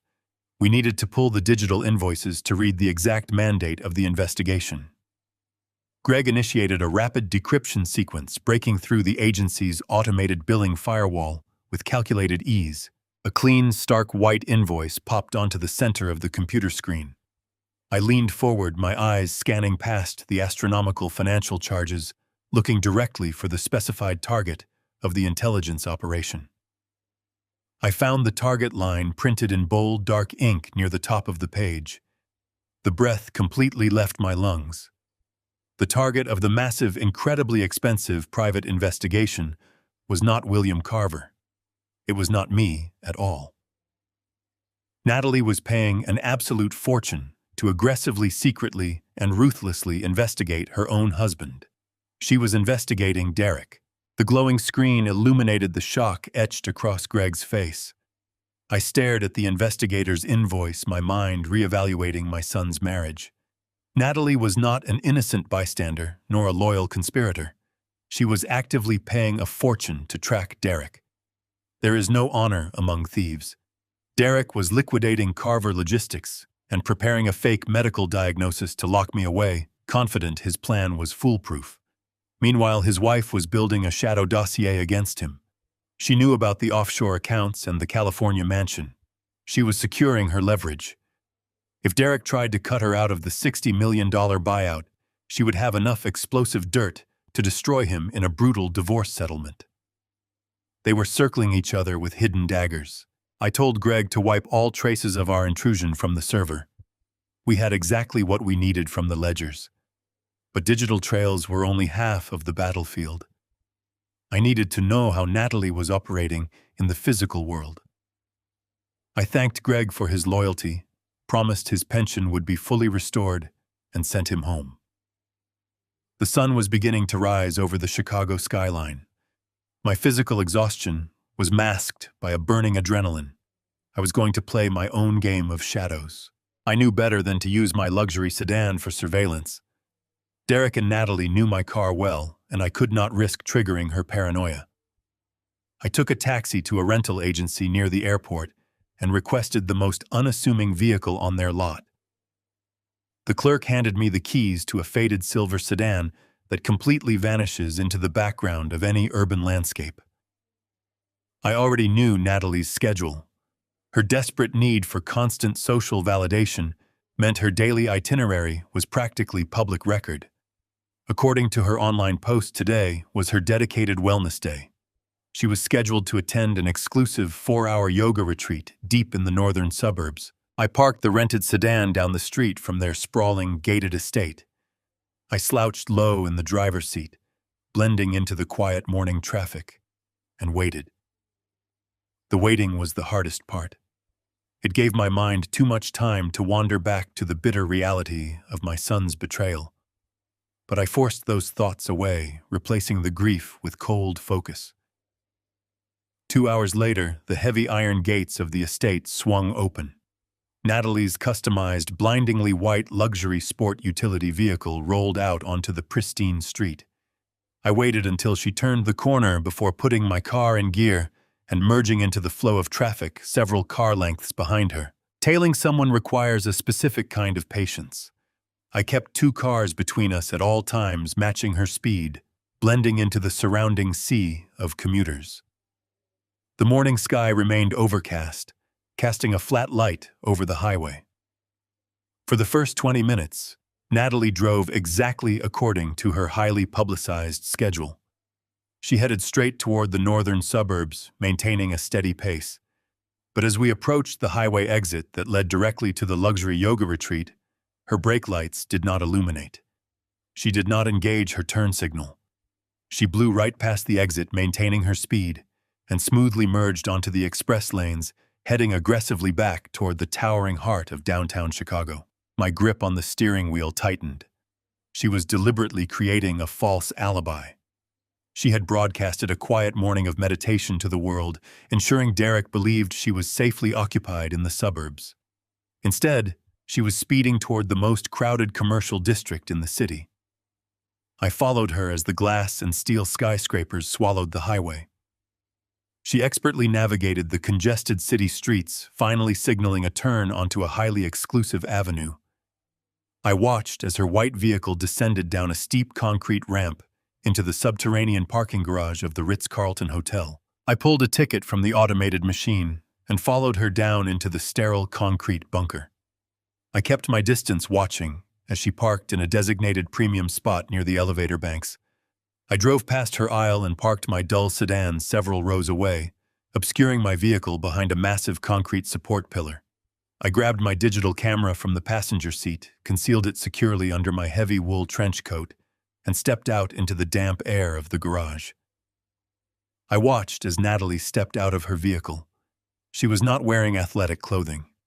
She was wearing a form-fitting, incredibly expensive designer dress. She walked with purpose, her heels clicking sharply against the concrete floor as she approached the heavy brass doors of the elevator. I waited for the elevator doors to close behind her, noting the floor indicator light. She was heading straight to the main luxury lobby. I hurried to the adjacent service elevator, pressing the button for the same floor. The ride up felt agonizingly slow. When the doors finally chimed open, I stepped out into the opulent, sprawling expanse of the Ritz-Carlton lobby. The air smelled of expensive floral arrangements and roasted coffee. I immediately moved to my right, finding a high-backed leather wing chair situated behind a large potted palm. It offered a perfect, unobstructed vantage point of the entire lobby while completely concealing my face. I spotted Natalie sitting gracefully on a velvet sofa near the towering front windows. She was checking her reflection in a small, compact mirror, nervously smoothing her hair. She did not look like a woman waiting to meet a private investigator. She looked like a woman shading for a date. 10 minutes passed in agonizingly slow suspension. Then the heavy revolving doors of the main entrance spun open. A man walked into the lobby. He was tall, athletic, and impeccably dressed in a sharp-tailored charcoal suit. He had dark hair silvering at the temples and walked with a fluid, arrogant confidence. I slowly raised the digital camera from beneath my coat, resting the telephoto lens against the edge of the leather chair. The tall, confident man slowly approached Natalie's velvet sofa. She stood up immediately to greet him. The sheer relief and raw excitement radiating from her face were unmistakable. The man did not offer his hand for a professional greeting. He did not exchange polite pleasantries. He reached out, pulled Natalie firmly by the waist, and pressed his lips against hers in a passionate, deeply familiar, and entirely unmistakable kiss. Natalie wrapped her arms around his neck, leaning into the embrace with a desperate intensity. I held my breath, steadied my hands, and pressed the shutter button. The camera clicked silently, capturing a rapid sequence of photographs of their faces locked together. I lowered the camera, staring at the digital playback screen. The pieces of the puzzle shifted once again, forming a picture much darker than corporate espionage. She was not just greedy. She was not just building leverage for a divorce. She was having a long-term, highly calculated, and passionate affair. And I now held the absolutely definitive, irrefutable proof in the palm of my own hand. I lowered the camera, the quiet mechanical click of the shutter fading seamlessly into the ambient noise of the hotel lobby. My heart pounded against my ribs with a heavy, measured rhythm. I did not move a single inch from my concealed vantage point. I did not dare to breathe. I simply stood perfectly still and watched the small digital playback screen illuminated in the dim light of my hidden alcove. The captured image was undeniably clear. Natalie, my only son's wife, the mother of my beloved grandson, was locked in a passionate, desperate embrace with a complete stranger. She ran her manicured fingers gently through his thick, silvering hair, smiling up at him with a genuine, unbridled affection I had never once seen her direct toward Derek during their entire marriage. I quickly transferred the high-resolution photograph from the camera directly to my secure mobile phone. I needed to know exactly who this mysterious man was. He carried himself with the distinct, predatory arrogance of high-level corporate finance. I slipped the camera back under my heavy wool trench coat and waited in the shadows until the couple finally turned and walked arm in arm toward the exclusive hotel restaurant. I stood up, kept my head lowered, and moved swiftly toward the subterranean parking garage. The cold, damp air of the concrete parking structure hit my face as I walked rapidly back to my unassuming, silver rental sedan. I slid into the driver's seat, locked all 4 doors, and pulled out my phone. I attached the crystal-clear image to an encrypted message and sent it directly to Greg. My accompanying text was incredibly precise and entirely devoid of any emotional sentiment. I instructed my former chief accountant to utilize his extensive decades-long network of corporate intelligence contacts. I told him to run the man's face through every available financial sector database, private social registry, and advanced facial recognition software he could quietly access without triggering any digital alarms. Greg replied within 30 seconds with a single affirmative word. I tossed the phone onto the passenger seat and leaned back against the stiff headrest. The digital clock on the dashboard read 10:15 in the morning, but the subterranean garage felt like the absolute dead of night. I sat alone in the dark, my mind churning violently through the multiplying layers of this nauseating deception. Absolutely nothing was what it seemed. The horrifying narrative I had pieced together just hours ago in my quiet home office was already fracturing into something infinitely more sinister. Derek was actively bleeding Carver Logistics completely dry. He had fabricated a terminal financial crisis, ruthlessly stolen $500,000 from his own young son, and successfully negotiated a secret $60 million corporate buyout with a predatory New York hedge fund. To ensure his absolute victory, he was actively planning to bribe a corrupt private psychiatrist to declare me legally incompetent, locking me away in a secure medical prison to effortlessly steal my voting shares. It was a flawless, cold-blooded strategy, but Natalie was playing a completely different game on an entirely different board. She was not the oblivious, shallow wife mindlessly spending stolen money while her husband orchestrated the crime of the century. She was a silent, lethal predator operating perfectly in his blind spot. Why would a woman participating in a massive financial theft secretly hire an elite, highly expensive private investigator to aggressively track her own partner? The shocking answer began to crystallize in the quiet dark of the rented car. Natalie absolutely knew about the California mansion. She knew all about the offshore Cayman accounts. But she also knew Derek. She knew that a man capable of institutionalizing his own father and robbing his own son was entirely capable of abandoning his wife the very second the $60 million cleared the foreign bank. Natalie was meticulously building a massive, devastating insurance policy. She was using the private investigator to gather irrefutable, completely undeniable evidence against my son. She was meticulously documenting his wire fraud, his corporate embezzlement, and his absolute treason. If Derek ever tried to exclude her from the ultimate payout, she would immediately unleash her shadow dossier. She would threaten to hand the unredacted evidence directly over to aggressive federal prosecutors, ensuring he spent the rest of his natural life rotting in a federal maximum security prison. It was a spectacular display of mutual parasitic destruction. The heavy minutes dragged by with agonizing, suffocating slowness. The oppressive silence of the concrete parking garage was broken only by the occasional distant echo of a car door slamming shut, or the continuous low hum of the massive industrial ventilation fans. I slowly closed my tired eyes and pictured my young grandson Leo. I clearly saw him sitting in the bright, cheerful ice cream parlor with his chocolate-stained cheeks and his incredibly innocent, trusting smile. My chest tightened with a fiercely protective ache. He was the very last pure, completely untainted thing left in this entire miserable family. Both of his parents were ruthless, sociopathic monsters, actively plotting to totally destroy each other for a massive fortune they did not earn. They were callously treating his entire future, his educational trust fund, and his fundamental security as disposable, meaningless collateral in their vicious, unimaginably greedy war. I swore a silent, unbreakable oath in the damp dark of that rental car. I was going to entirely shield that sweet boy from the absolute carnage I was about to unleash.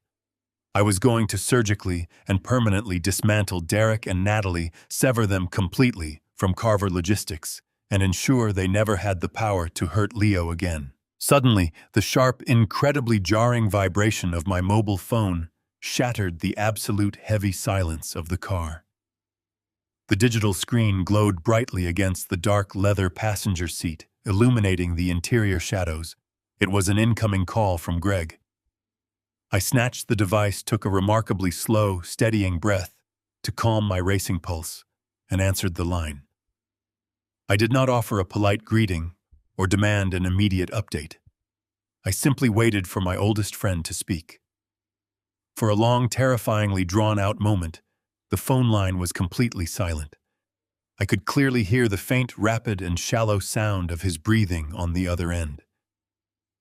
When Greg finally gathered the courage to speak, his voice was not just tense. It was literally trembling with an intense, raw, and completely unadulterated disbelief that bordered on pure shock. "Bill," Greg whispered his quiet words, halting and incredibly heavy with devastating, world-shattering implications. "I ran the photograph through the commercial registry databases, just like you asked me to. The facial matching algorithm hit a confirmed absolute and undeniable positive." He paused for a moment, taking another long, shuddering breath before delivering the final blow. "Bill, that man she is passionately kissing, the man in the sharp charcoal suit you saw at the hotel, that is Dominic Reed. He is the executive director of acquisitions at Apex Capital. He is the exact same guy who is currently buying your entire logistics company from Derek." The phone slipped from my hand, landing softly on the passenger seat. I sat in the damp, quiet darkness of the underground parking garage, my mind vibrating with the sheer catastrophic weight of Greg's discovery. Dominic Reed, the director of acquisitions at Apex Capital. The very man engineering the $60 million corporate buyout of my life's work was passionately entangled with my daughter-in-law. The revelation hit me with the force of a freight train, shattering every preconceived notion I had about this entire conspiracy. I had spent the last 24 hours believing that my son was the cold-blooded mastermind orchestrating this massive, coordinated theft. I thought Derek was the ruthless architect, the greedy visionary willing to institutionalize his own father and rob his own child for absolute power. But as the heavy silence of the rental car wrapped around me, the true, horrifying reality of the situation finally locked into place. Derek was not the grand architect. He was a pawn. He was a remarkably arrogant, exceptionally useful idiot dancing blindly on strings pulled by his own wife. I started the engine and drove out of the concrete bunker, merging back onto the gray, rain-slicked streets of Chicago. The drive back to my empty house felt like moving through thick water. Every mile marker brought a new layer of chilling clarity as I meticulously reassembled the puzzle from this new, devastating perspective. It all made perfect, terrifying sense. Natalie had never possessed the business acumen to independently drain Carver Logistics, but she possessed a lethal, predatory, emotional intelligence. She knew exactly how to manipulate my son's bottomless vanity and his deep-seated insecurities. She had planted the initial seed. She was the one who whispered in his ear about moving to a sprawling mansion in the California Palisades. She had cultivated his resentment toward me, subtly encouraging him to view my continued presence as a suffocating burden on his true potential. And most importantly, she had undoubtedly introduced him to the concept of the apex capital buyout, subtly guiding him right into the waiting arms of her secret lover, Dominic Reed. I pulled into my driveway, turned off the ignition, and sat behind the steering wheel, marveling at the sheer, breathtaking audacity of her design. It was a flawless trap within a trap. Derek genuinely believed he was conducting a brilliant covert operation. He was diligently transferring stolen corporate funds into offshore Cayman accounts. He was actively negotiating a massive illegal $60 million sale. He was doing all the dirty, highly illegal groundwork. He was the one forging my signature and illegally siphoning Leo's $500,000 educational trust. Derek was taking on 100% of the criminal liability, and while Derek was busy digging his own federal grave, Natalie was quietly building her shadow dossier. The elite private investigator she hired was meticulously documenting every single one of Derek's corporate crimes. She was gathering irrefutable proof of his embezzlement, his wire fraud, and his sickening plan to bribe a corrupt psychiatrist to have me permanently locked away in a psychiatric facility. She was carefully compiling every financial sin her husband committed, wrapping it up with a neat legal bow. I walked through the heavy front doors of my house and moved directly into my dark, quiet study. I did not bother to turn on the overhead lights. The faint gray illumination filtering through the rain-streaked windows was more than enough. I sat down at my mahogany desk and laid out the physical evidence. I placed the high-resolution photographs I had taken at the Ritz-Carlton next to the printed copies of Derek's forged corporate ledgers and the horrifying emails regarding my impending medical incarceration. I stared at the documents, tracing the invisible, venomous threads connecting them all. The ultimate endgame was a masterpiece of parasitic destruction. Derek planned to finalize the $60 million sale to Apex Capital by the end of the month. The moment that massive fortune successfully cleared international banking protocols and landed securely in their joint offshore account, the trap would violently snap shut. Natalie would not board a private jet to California with her husband. Instead, she would march straight into a high-profile family law firm. She would immediately file for divorce, citing irreconcilable differences and profound moral outrage. When Derek inevitably fought back and attempted to protect his newly acquired wealth, Natalie would drop the hammer. She would present the private investigator's explosive dossier to the presiding judge and federal prosecutors. She would portray herself as the horrified, completely innocent wife who had just uncovered her husband's monstrous sociopathic criminal enterprise. She would expose his theft, his fraud, and his elder abuse. She would make sure the court saw exactly how Derek emptied his own son's college fund. Derek would be instantly paralyzed by multiple federal indictments. He would be facing decades in a maximum security penitentiary, completely stripped of his reputation, his wealth, and his freedom. And in the ensuing legal bloodbath, Natalie would easily secure full custody of Leo and walk away with the absolute lion's share of the $60 million fortune in the divorce settlement.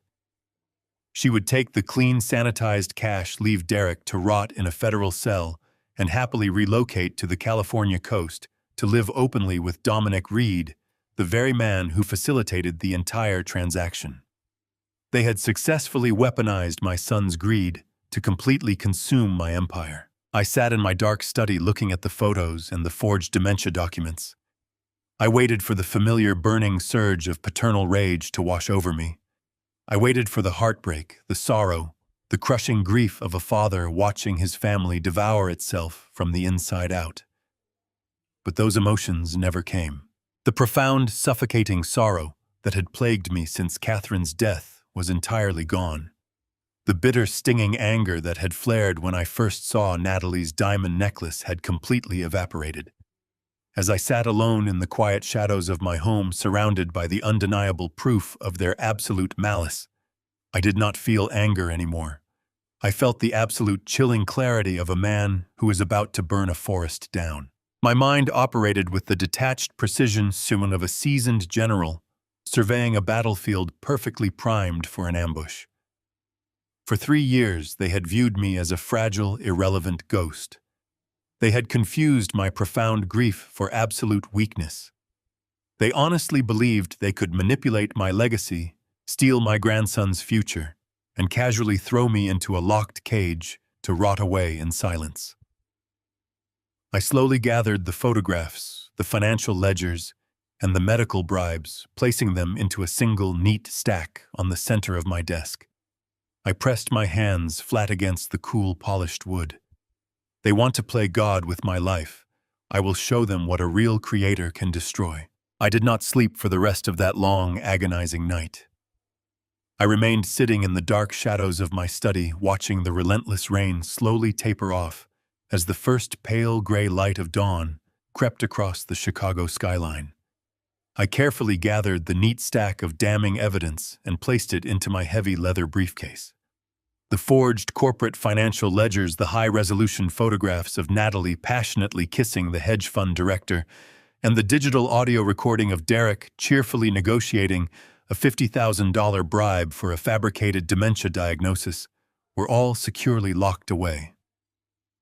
I stood up, smoothed the lapels of my tailored suit, and walked out of my quiet, empty house.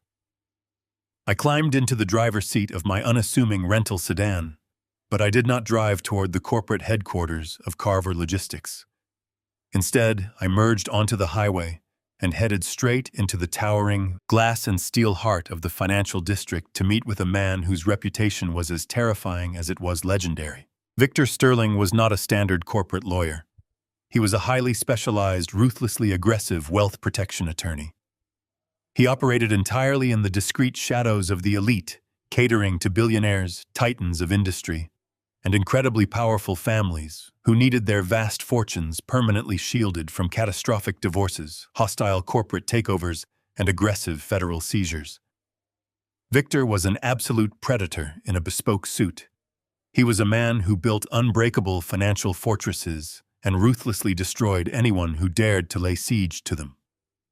I had known of his brutal, uncompromising tactics for decades, but I had never once required his particular set of skills until this very morning. I arrived at his pristine, minimalist office on the 60th floor of a massive skyscraper overlooking the cold waters of Lake Michigan. The receptionist did not ask for my name. Victor was already expecting me. He stood behind a massive, imposing slab of black marble that served as his desk. He was a sharp, calculating man with piercing dark eyes and a professional demeanor completely devoid of any unnecessary warmth. I did not waste his incredibly expensive time with polite pleasantries or emotional grievances about my broken family. I simply sat down in the leather chair opposite him, opened my briefcase, and slid the comprehensive dossier of my family's betrayal directly across the cold marble surface. Victor opened the heavy file and began to read. For 45 minutes, the only sound in the expansive, quiet office was the turning of thick paper and the faint, distant hum of the city traffic far below. He meticulously scrutinized the forged corporate ledgers. He examined the offshore routing numbers Derek had established in the Cayman Islands. He read the aggressive $60 million acquisition proposal drafted by Apex Capital. He lingered thoughtfully on the printed photographs of Natalie kissing Dominic Reed in the hotel lobby.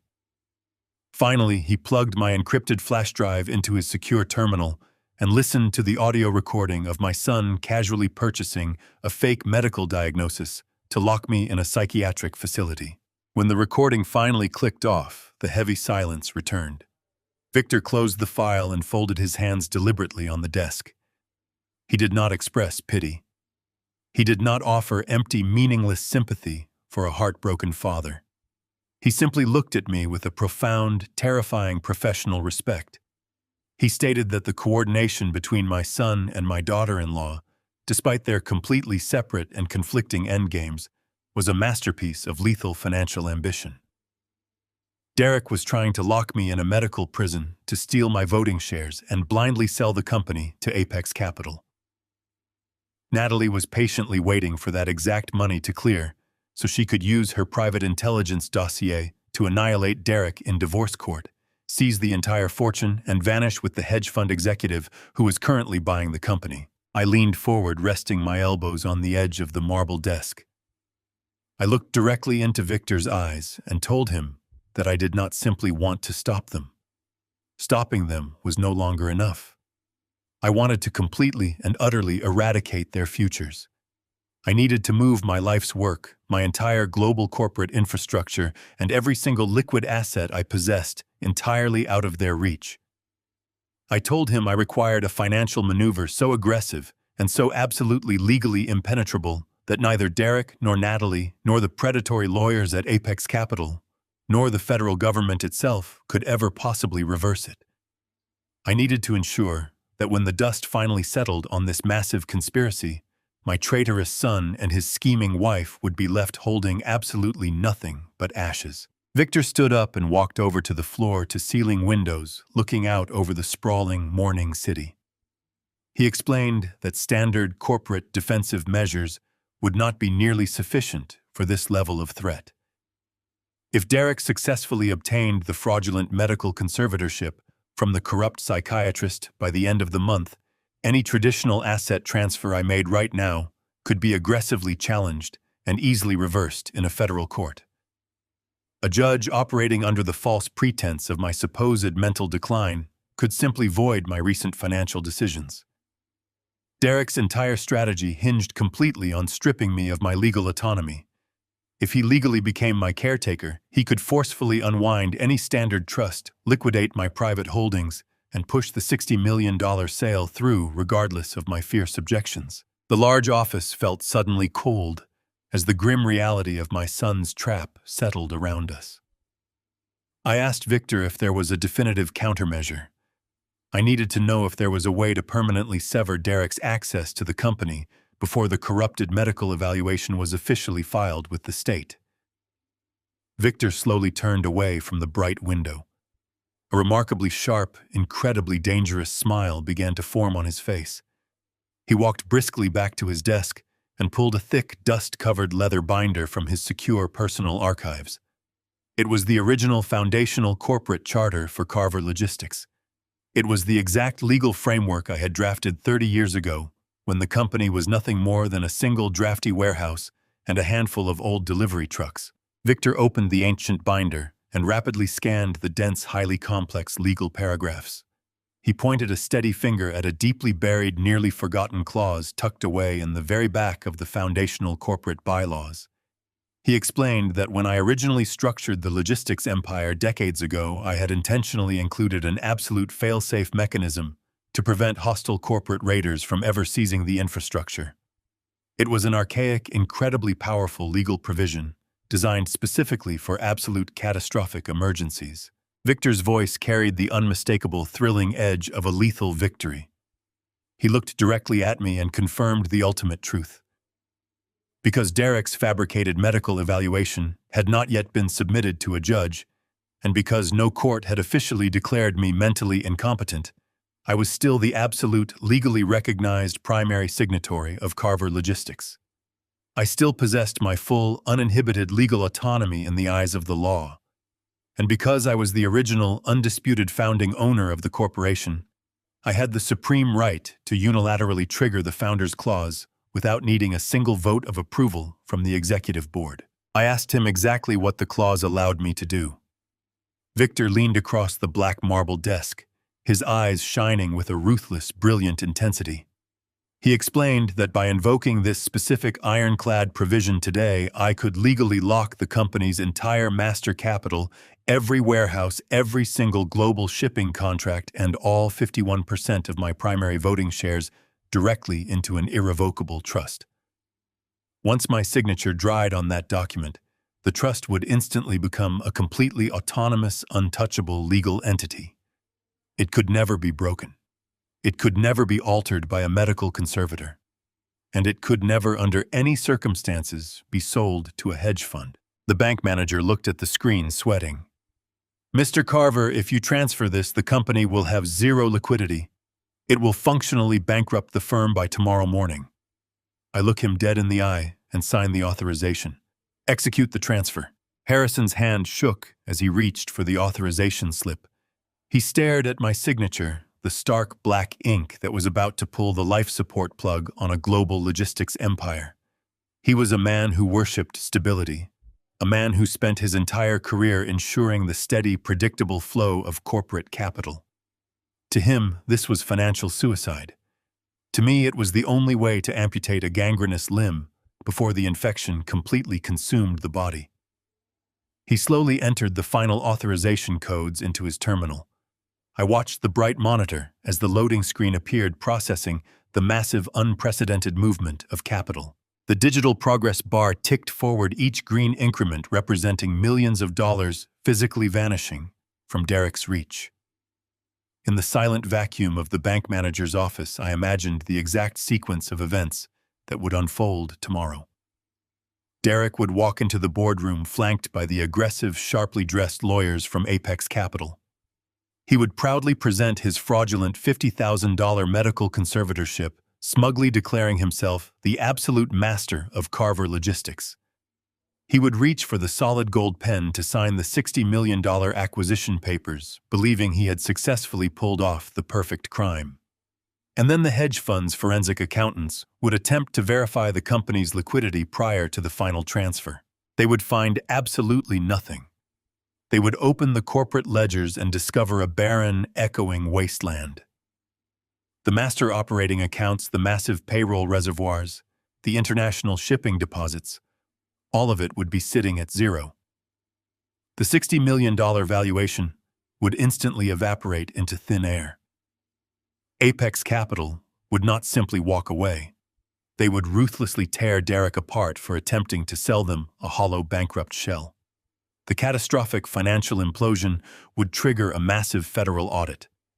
The authorities would swarm the corporate headquarters, ripping through the digital archives Greg had already preserved. They would find the Cayman Islands shell accounts. They would trace the stolen $500,000 from Leo's educational trust, and Natalie's brilliant parasitic backup plan would simultaneously detonate in her face. When she triumphantly marched into divorce court to present her shadow dossier to the judge, she would be demanding half of a fortune that no longer existed. She could expose Derek's wire fraud and embezzlement all she wanted, but the $60 million prize she was banking on to fund her new life in California, with Dominic Reed permanently legally locked inside my irrevocable trust. She would be left standing in the ashes of her marriage, completely broke, holding hands with a hedge fund executive who had just lost the biggest acquisition deal of his career. They were all going to burn together. The computer monitor emitted a sharp, decisive chime. The green progress bar hit 100%. The screen refreshed, displaying the new updated balance of the Carver Logistics Holding Master account. $0.00. Harrison slumped back into his plush leather chair, wiping a line of cold sweat from his forehead with a trembling hand. He looked at me with a mixture of profound awe and deep, unsettling fear. He printed the final physical confirmation receipt and slid it slowly across the black marble desk. The deed was done. The fortress was locked. I folded the receipt, placed it deliberately into the inner pocket of my tailored suit jacket, and stood up. I did not thank him, and I did not offer any false reassurances about the future of the company. I simply picked up my heavy leather briefcase, turned around, and walked out of the glass-walled office. As I strode back across the cavernous, polished marble floor of the central bank, the heavy atmosphere of the room seemed to part around me. The tellers and junior executives who had stared at me earlier were now completely silent, sensing the devastating invisible shockwave that had just been unleashed within their walls. I pushed through the heavy brass revolving doors and stepped back out onto the bustling Chicago sidewalk. The midday sun was finally beginning to pierce through the thick gray clouds, casting a bright, harsh light over the financial district. I stood on the curb, listening to the roaring symphony of the city traffic. For the first time in 3 long, agonizing years, I did not feel the crushing, suffocating weight of grief.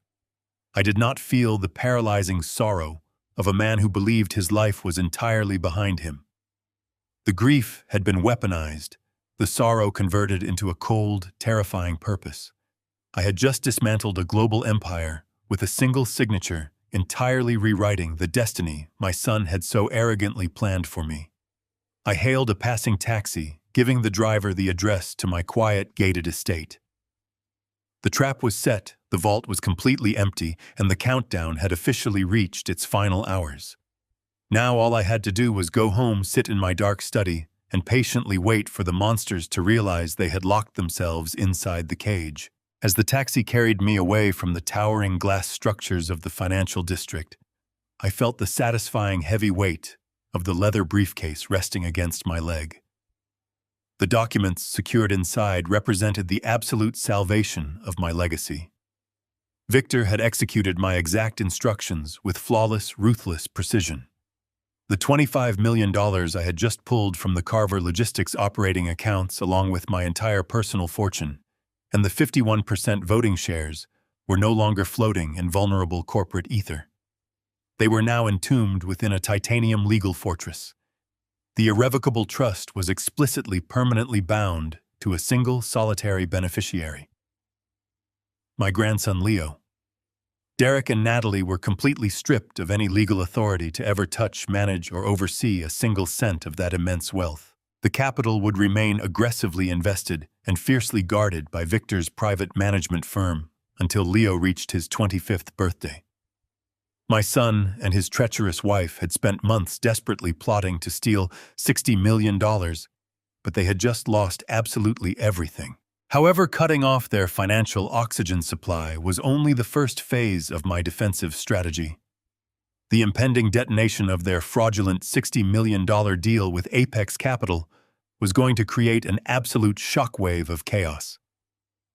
Tomorrow morning, when Derek proudly presented a completely bankrupt company to a team of aggressive corporate lawyers, the financial fallout would be violent and immediate. Natalie would inevitably panic when the funds failed to clear into her hidden offshore accounts, triggering her catastrophic divorce protocols and unleashing her shadow dossier. They would both suddenly realize they were completely ruined. In their desperate, cornered panic, they would immediately look for fresh leverage. They would look for the one final asset they could use to manipulate me, punish me, or extort the funds back from the new trust. They would look for Leo. I could not allow those monsters to use an innocent 8-year-old boy as a pawn in their vicious war. I had to permanently remove him from the blast radius. I instructed the taxi driver to bypass my gated estate and drop me off directly at the rental agency. I transferred my heavy briefcase into the unassuming silver sedan I had used to tail Natalie the previous morning. I merged onto the northbound expressway, gripping the steering wheel with an intense, singular focus. The afternoon traffic was beginning to thicken, but I maneuvered through the congested lanes with a cold, determined efficiency.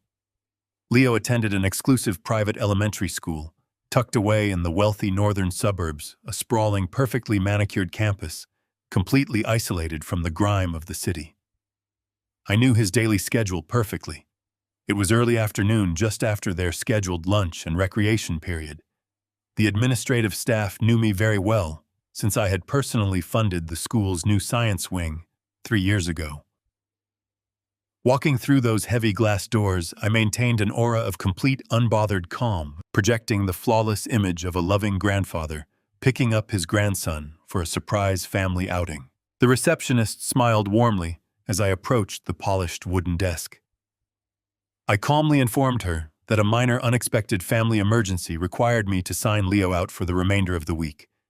She did not hesitate or ask intrusive questions.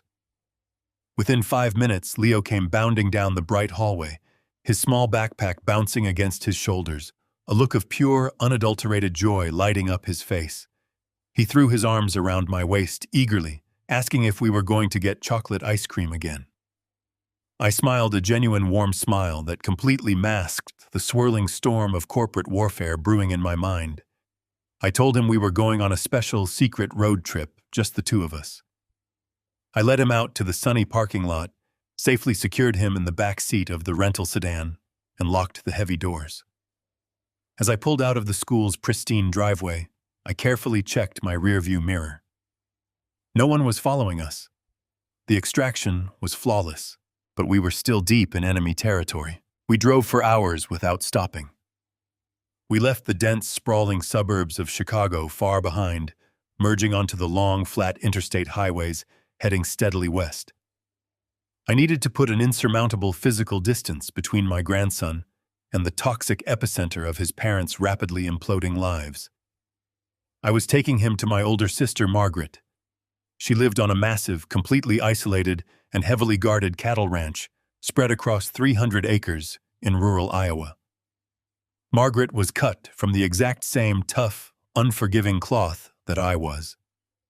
She despised Derek's shallow entitlement and had always viewed Natalie with thinly veiled contempt. More importantly, her ranch was practically a fortress managed by a fiercely loyal staff of seasoned ranch hands who knew exactly how to handle unwanted trespassers. She was already expecting our arrival. I had called her from Victor's office, giving her a brief, chilling summary of the terrifying situation. She had simply told me to bring the boy to her immediately and promised that no one under any circumstances would ever set foot on her property. The long drive across state lines was remarkably peaceful. Leo spent the first hour enthusiastically talking about his school friends, his favorite subjects, and the complex science project he had built that week. I listened quietly to his bright, energetic voice, letting the sheer innocence of his perspective temporarily wash away the dark, suffocating grime of his parents' massive deception. He had absolutely no idea that the mother who packed his lunch was secretly plotting a devastating divorce, or that the father who bought him expensive toys had casually tried to lock his grandfather in a medical prison. He was completely shielded from the grotesque ugliness of their endless greed. Eventually, the steady rhythmic hum of the highway tires lulled him into a deep sleep. I drove straight through the late afternoon, watching the expansive sky shift from pale blue to deep fiery orange as the sun began to dip below the endless horizon of the Midwestern plains. By the time we finally turned onto the long, unpaved gravel road leading to the ranch, darkness had completely enveloped the rural landscape. The heavy steel gates of the property swung open automatically, revealing the warm, welcoming yellow lights of Margaret's sprawling farmhouse. Several large, intimidating farm dogs barked a loud chorus of greeting as I parked the dusty sedan near the wooden front porch. Margaret was already standing on the steps, her arms crossed securely over her chest, a shotgun resting casually against the railing near her heavy leather boot. She offered a stern, reassuring nod as I gently woke Leo and unbuckled his seatbelt. He rubbed his tired eyes, looking around in quiet awe at the massive open space and the dark silhouette of the distant barns. Margaret immediately softened the moment she saw him wrapping the young boy in a warm, fiercely protective embrace and ushering him inside toward the rich smell of a hot, home-cooked meal. She looked back at me over her shoulder, her eyes flashing with a fierce, uncompromising loyalty. The perimeter was completely secure. The boy was finally out of reach. I walked slowly into the warm, brightly lit kitchen, kneeling down beside the wooden dining table where Leo was already happily eating a warm biscuit. He looked up at me with his bright, trusting eyes, a small crumb resting on his chin. The overwhelming, crushing weight of the upcoming battle settled squarely onto my shoulders, but I kept my voice incredibly steady and perfectly calm. I reached out and pulled him into a deep, tight embrace, breathing in the familiar scent of his hair, actively anchoring myself to the only pure motivation I had left in the world. I hugged Leo tight, kissing his forehead. "Grandpa has to go away for a little while, buddy. But you are safe now." I did not wait for him to ask any difficult questions. I stood up, offered Margaret one final, silent look of absolute gratitude, and walked out of the bright house back into the cold, sweeping darkness of the plains. I walked back to my car, pull out my phone, and prepare to detonate the bomb. I sat in the driver's seat of my rented sedan, the vast, cold Iowa night, stretching out infinitely around me. I opened my encrypted email application and selected the pre-drafted message addressed to Victor Sterling. The subject line contained a single definitive word: execute. I tapped the screen once. The digital bomb was officially armed. The massive legal apparatus of the irrevocable trust slammed shut, completely and permanently, severing Derek's legal access to the company's financial arteries. The $25 million in operating capital, my voting shares, and my entire life's work were now locked behind a titanium wall, waiting safely for my grandson. I turned off my phone, drove to a quiet roadside motel, and slept the deep, unbroken sleep of a man who had finally secured his legacy. I was not physically present in the towering glass-walled boardroom of Apex Capital the following morning. I was 300 miles away drinking bitter black coffee at a diner.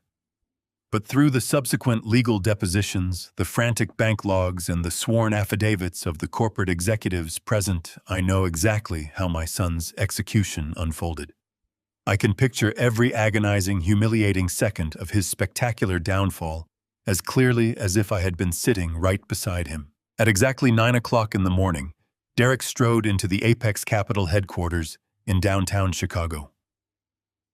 He wore a bespoke Italian suit, radiating the arrogant, untouchable confidence of a man who believed he had just committed the perfect crime. He walked past the security desks with his head held high, absolutely certain that he was the smartest person in the building. He was escorted by a team of junior associates into a massive, soundproof boardroom overlooking the gray city skyline. Sitting directly across the polished mahogany table was Dominic Reed. Dominic wore his sharp charcoal suit, maintaining the flawless, predatory facade of a ruthless corporate acquirer. Derek had absolutely no idea that the man shaking his hand across the table was intimately familiar with his wife. Derek believed he was finalizing a brilliant, highly secretive business transaction with a complete stranger. He did not know that Dominic and Natalie had already orchestrated his total destruction. Everyone in that room believed they were the ultimate mastermind. It was a spectacular, incredibly lethal triangle of deception. While Derek was sitting in that boardroom acting like a triumphant king, Natalie was parked exactly 3 blocks away. She was not packing boxes for their supposed move to the West Coast. She was sitting in the plush, quiet waiting room of Chicago's most aggressive family law firm. She was clutching her expensive leather bag, keeping her eyes glued to her mobile phone. She was waiting for the exact moment the $60 million cleared into their joint offshore account. The second the bank confirmed the massive deposit, she was going to march into her lawyer's office and file the divorce papers. She was going to unleash the private investigator's shadow dossier, expose Derek's elder abuse, freeze his assets, and watch her husband burn to the ground while she fled to California with Dominic. Back in the boardroom, the meeting commenced with formal, aggressive efficiency. Dominic's legal team slid the massive 80-page acquisition contract across the center of the table. They demanded the final legally binding authorization to initiate the massive wire transfer. Dominic folded his hands, looking at Derek with cold, calculating eyes, waiting for the inevitable hurdle. He asked for my signature.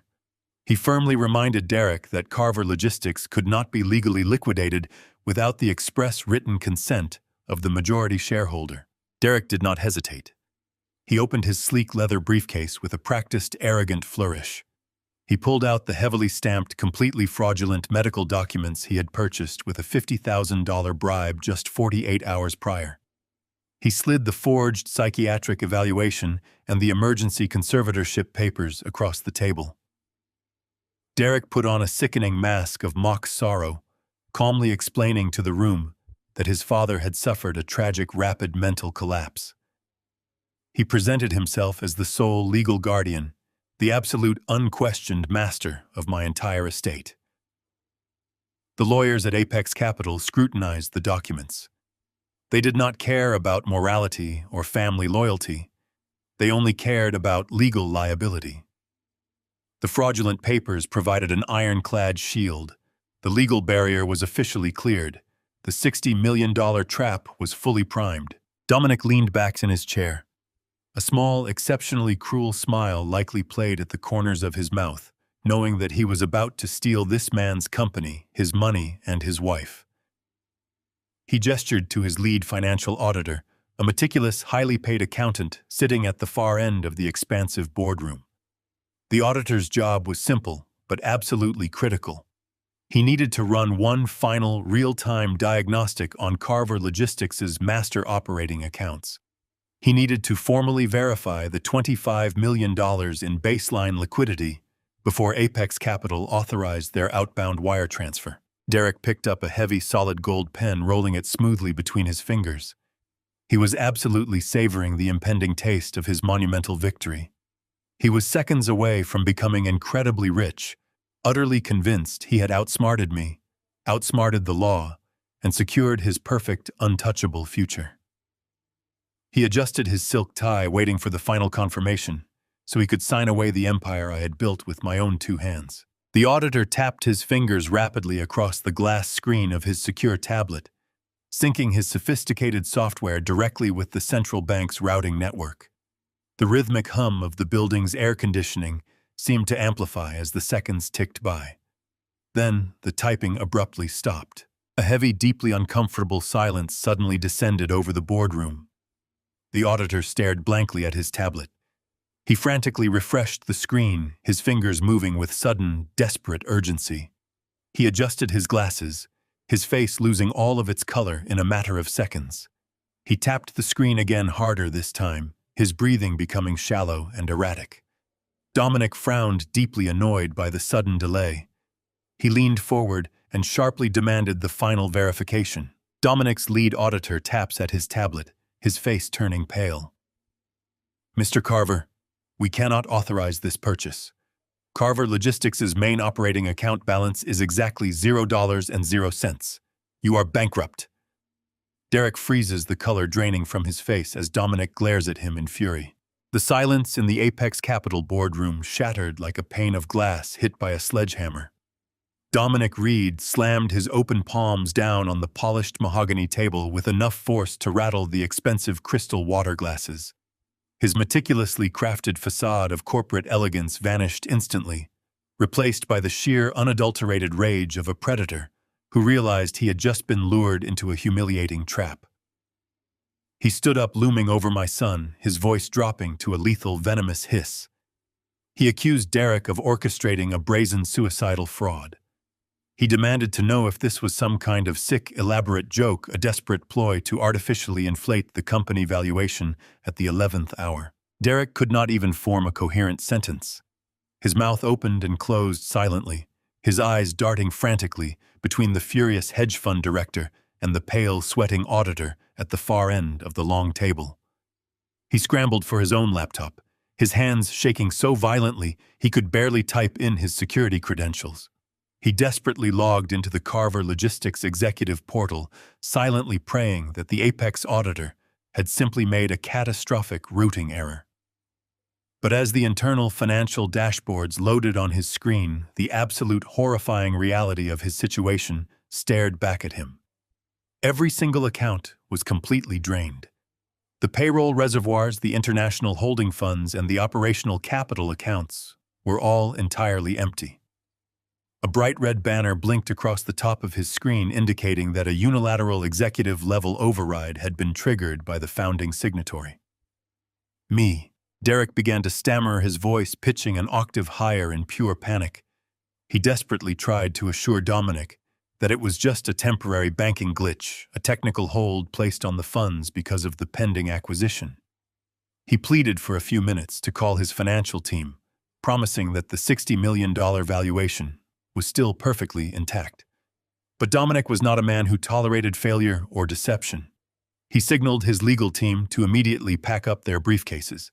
He informed Derek that Apex Capital was not only withdrawing their acquisition offer, but they were also preparing to file massive federal fraud charges against him for deliberately attempting to sell a functionally bankrupt corporation.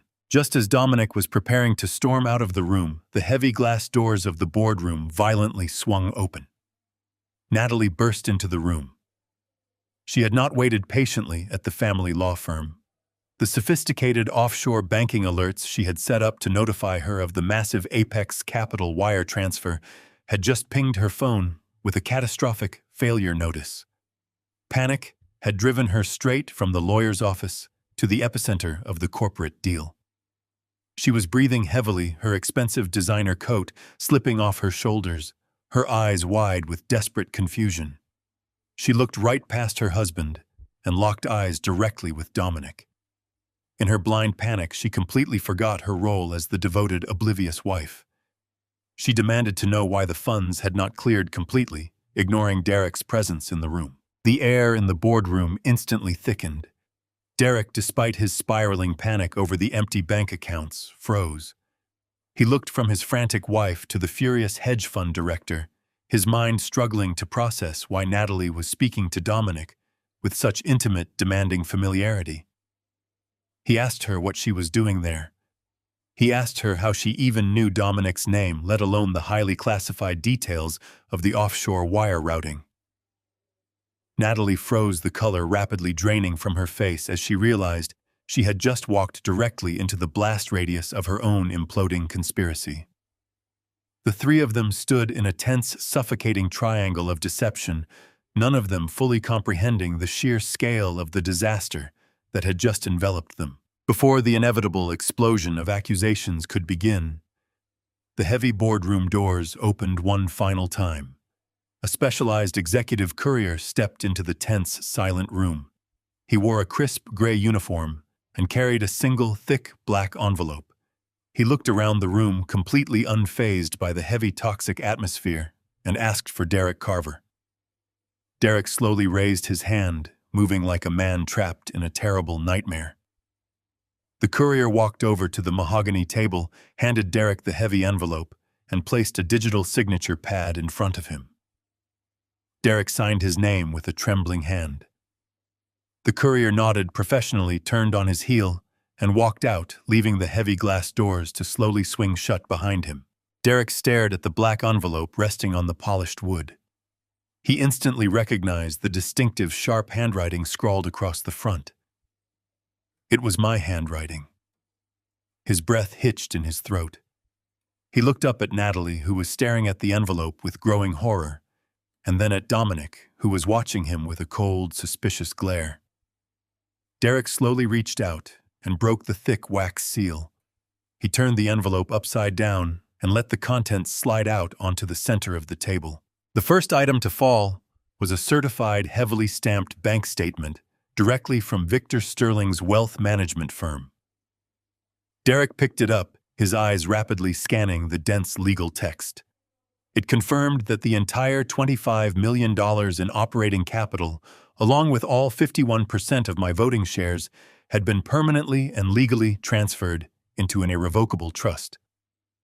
The beneficiary was listed in bold black ink: Leo Carver. The document explicitly stated that the trust was absolutely impenetrable, entirely sealed away from Derek or Natalie until Leo turned 25. The money they had plotted to steal was absolutely gone, locked in a titanium vault they could never open. The second item slid out of the envelope. It was the heavily forged, deeply illegal psychiatric evaluation that Derek had purchased for $50,000. The exact document he was planning to use to strip me of my freedom and lock me in a medical facility. but it was no longer a pristine legal weapon. Written across the center of the fraudulent diagnosis in thick, bright red marker were 4 simple words. "Nice try, son." Derek dropped the paper as if it had physically burned his fingers. His mind violently snapped into focus. I knew everything. I had known about the betrayal, the theft, and the terrifying medical conspiracy for days, and I had simply sat back and watched him walk blindly into his own execution. But the absolute devastation was not yet complete. The final items slipped from the black envelope, fanning out across the polished mahogany table for everyone to see. They were the high-resolution photographs I had taken from the shadows of the Ritz-Carlton lobby. Crisp, undeniably clear images of Natalie wrapped in Dominic Reed's arms, passionately kissing the very man who was currently standing across the boardroom table. Derek looked down at the glossy photographs. His breathing completely stopped. The complex, lethal web of betrayal finally locked into perfect, horrifying clarity. His wife had not just been unfaithful. She had engineered this entire corporate acquisition. She had guided him into Dominic's waiting arms, actively encouraging him to commit massive corporate fraud, knowing that the moment the money cleared, she was going to use his terrible crimes to destroy him in divorce court and steal the fortune with her lover. Derek looks up from the photos to see Dominic and Natalie staring at him in sheer horror. In 5 seconds, Derek realizes he has lost his company, his wealth, his wife, and his freedom. The warm, salty breeze of the Florida coast drifted across the veranda, carrying the rhythmic, soothing sound of the waves crashing against the white sand. I sat in a heavy wooden Adirondack chair, facing the vast, glittering expanse of the Atlantic Ocean. A heavy crystal glass rested in my right hand, filled with 2 fingers of exceptionally rare aged bourbon. I took a slow, deliberate sip, letting the rich, smoky warmth spread through my chest. The contrast between this sun-drenched paradise and the cold, concrete canyons of Chicago could not have been more profound. It had been exactly 3 weeks since the devastating explosion in the Apex Capital boardroom. I reached into the pocket of my linen trousers and pulled out my old cell phone. I systematically popped the side tray, extracting the tiny plastic SIM card that tied me to a life I had permanently left behind. I dropped the small chip onto the wooden deck, brought the heavy heel of my leather shoe down upon it, and crushed it into unrecognizable fragments.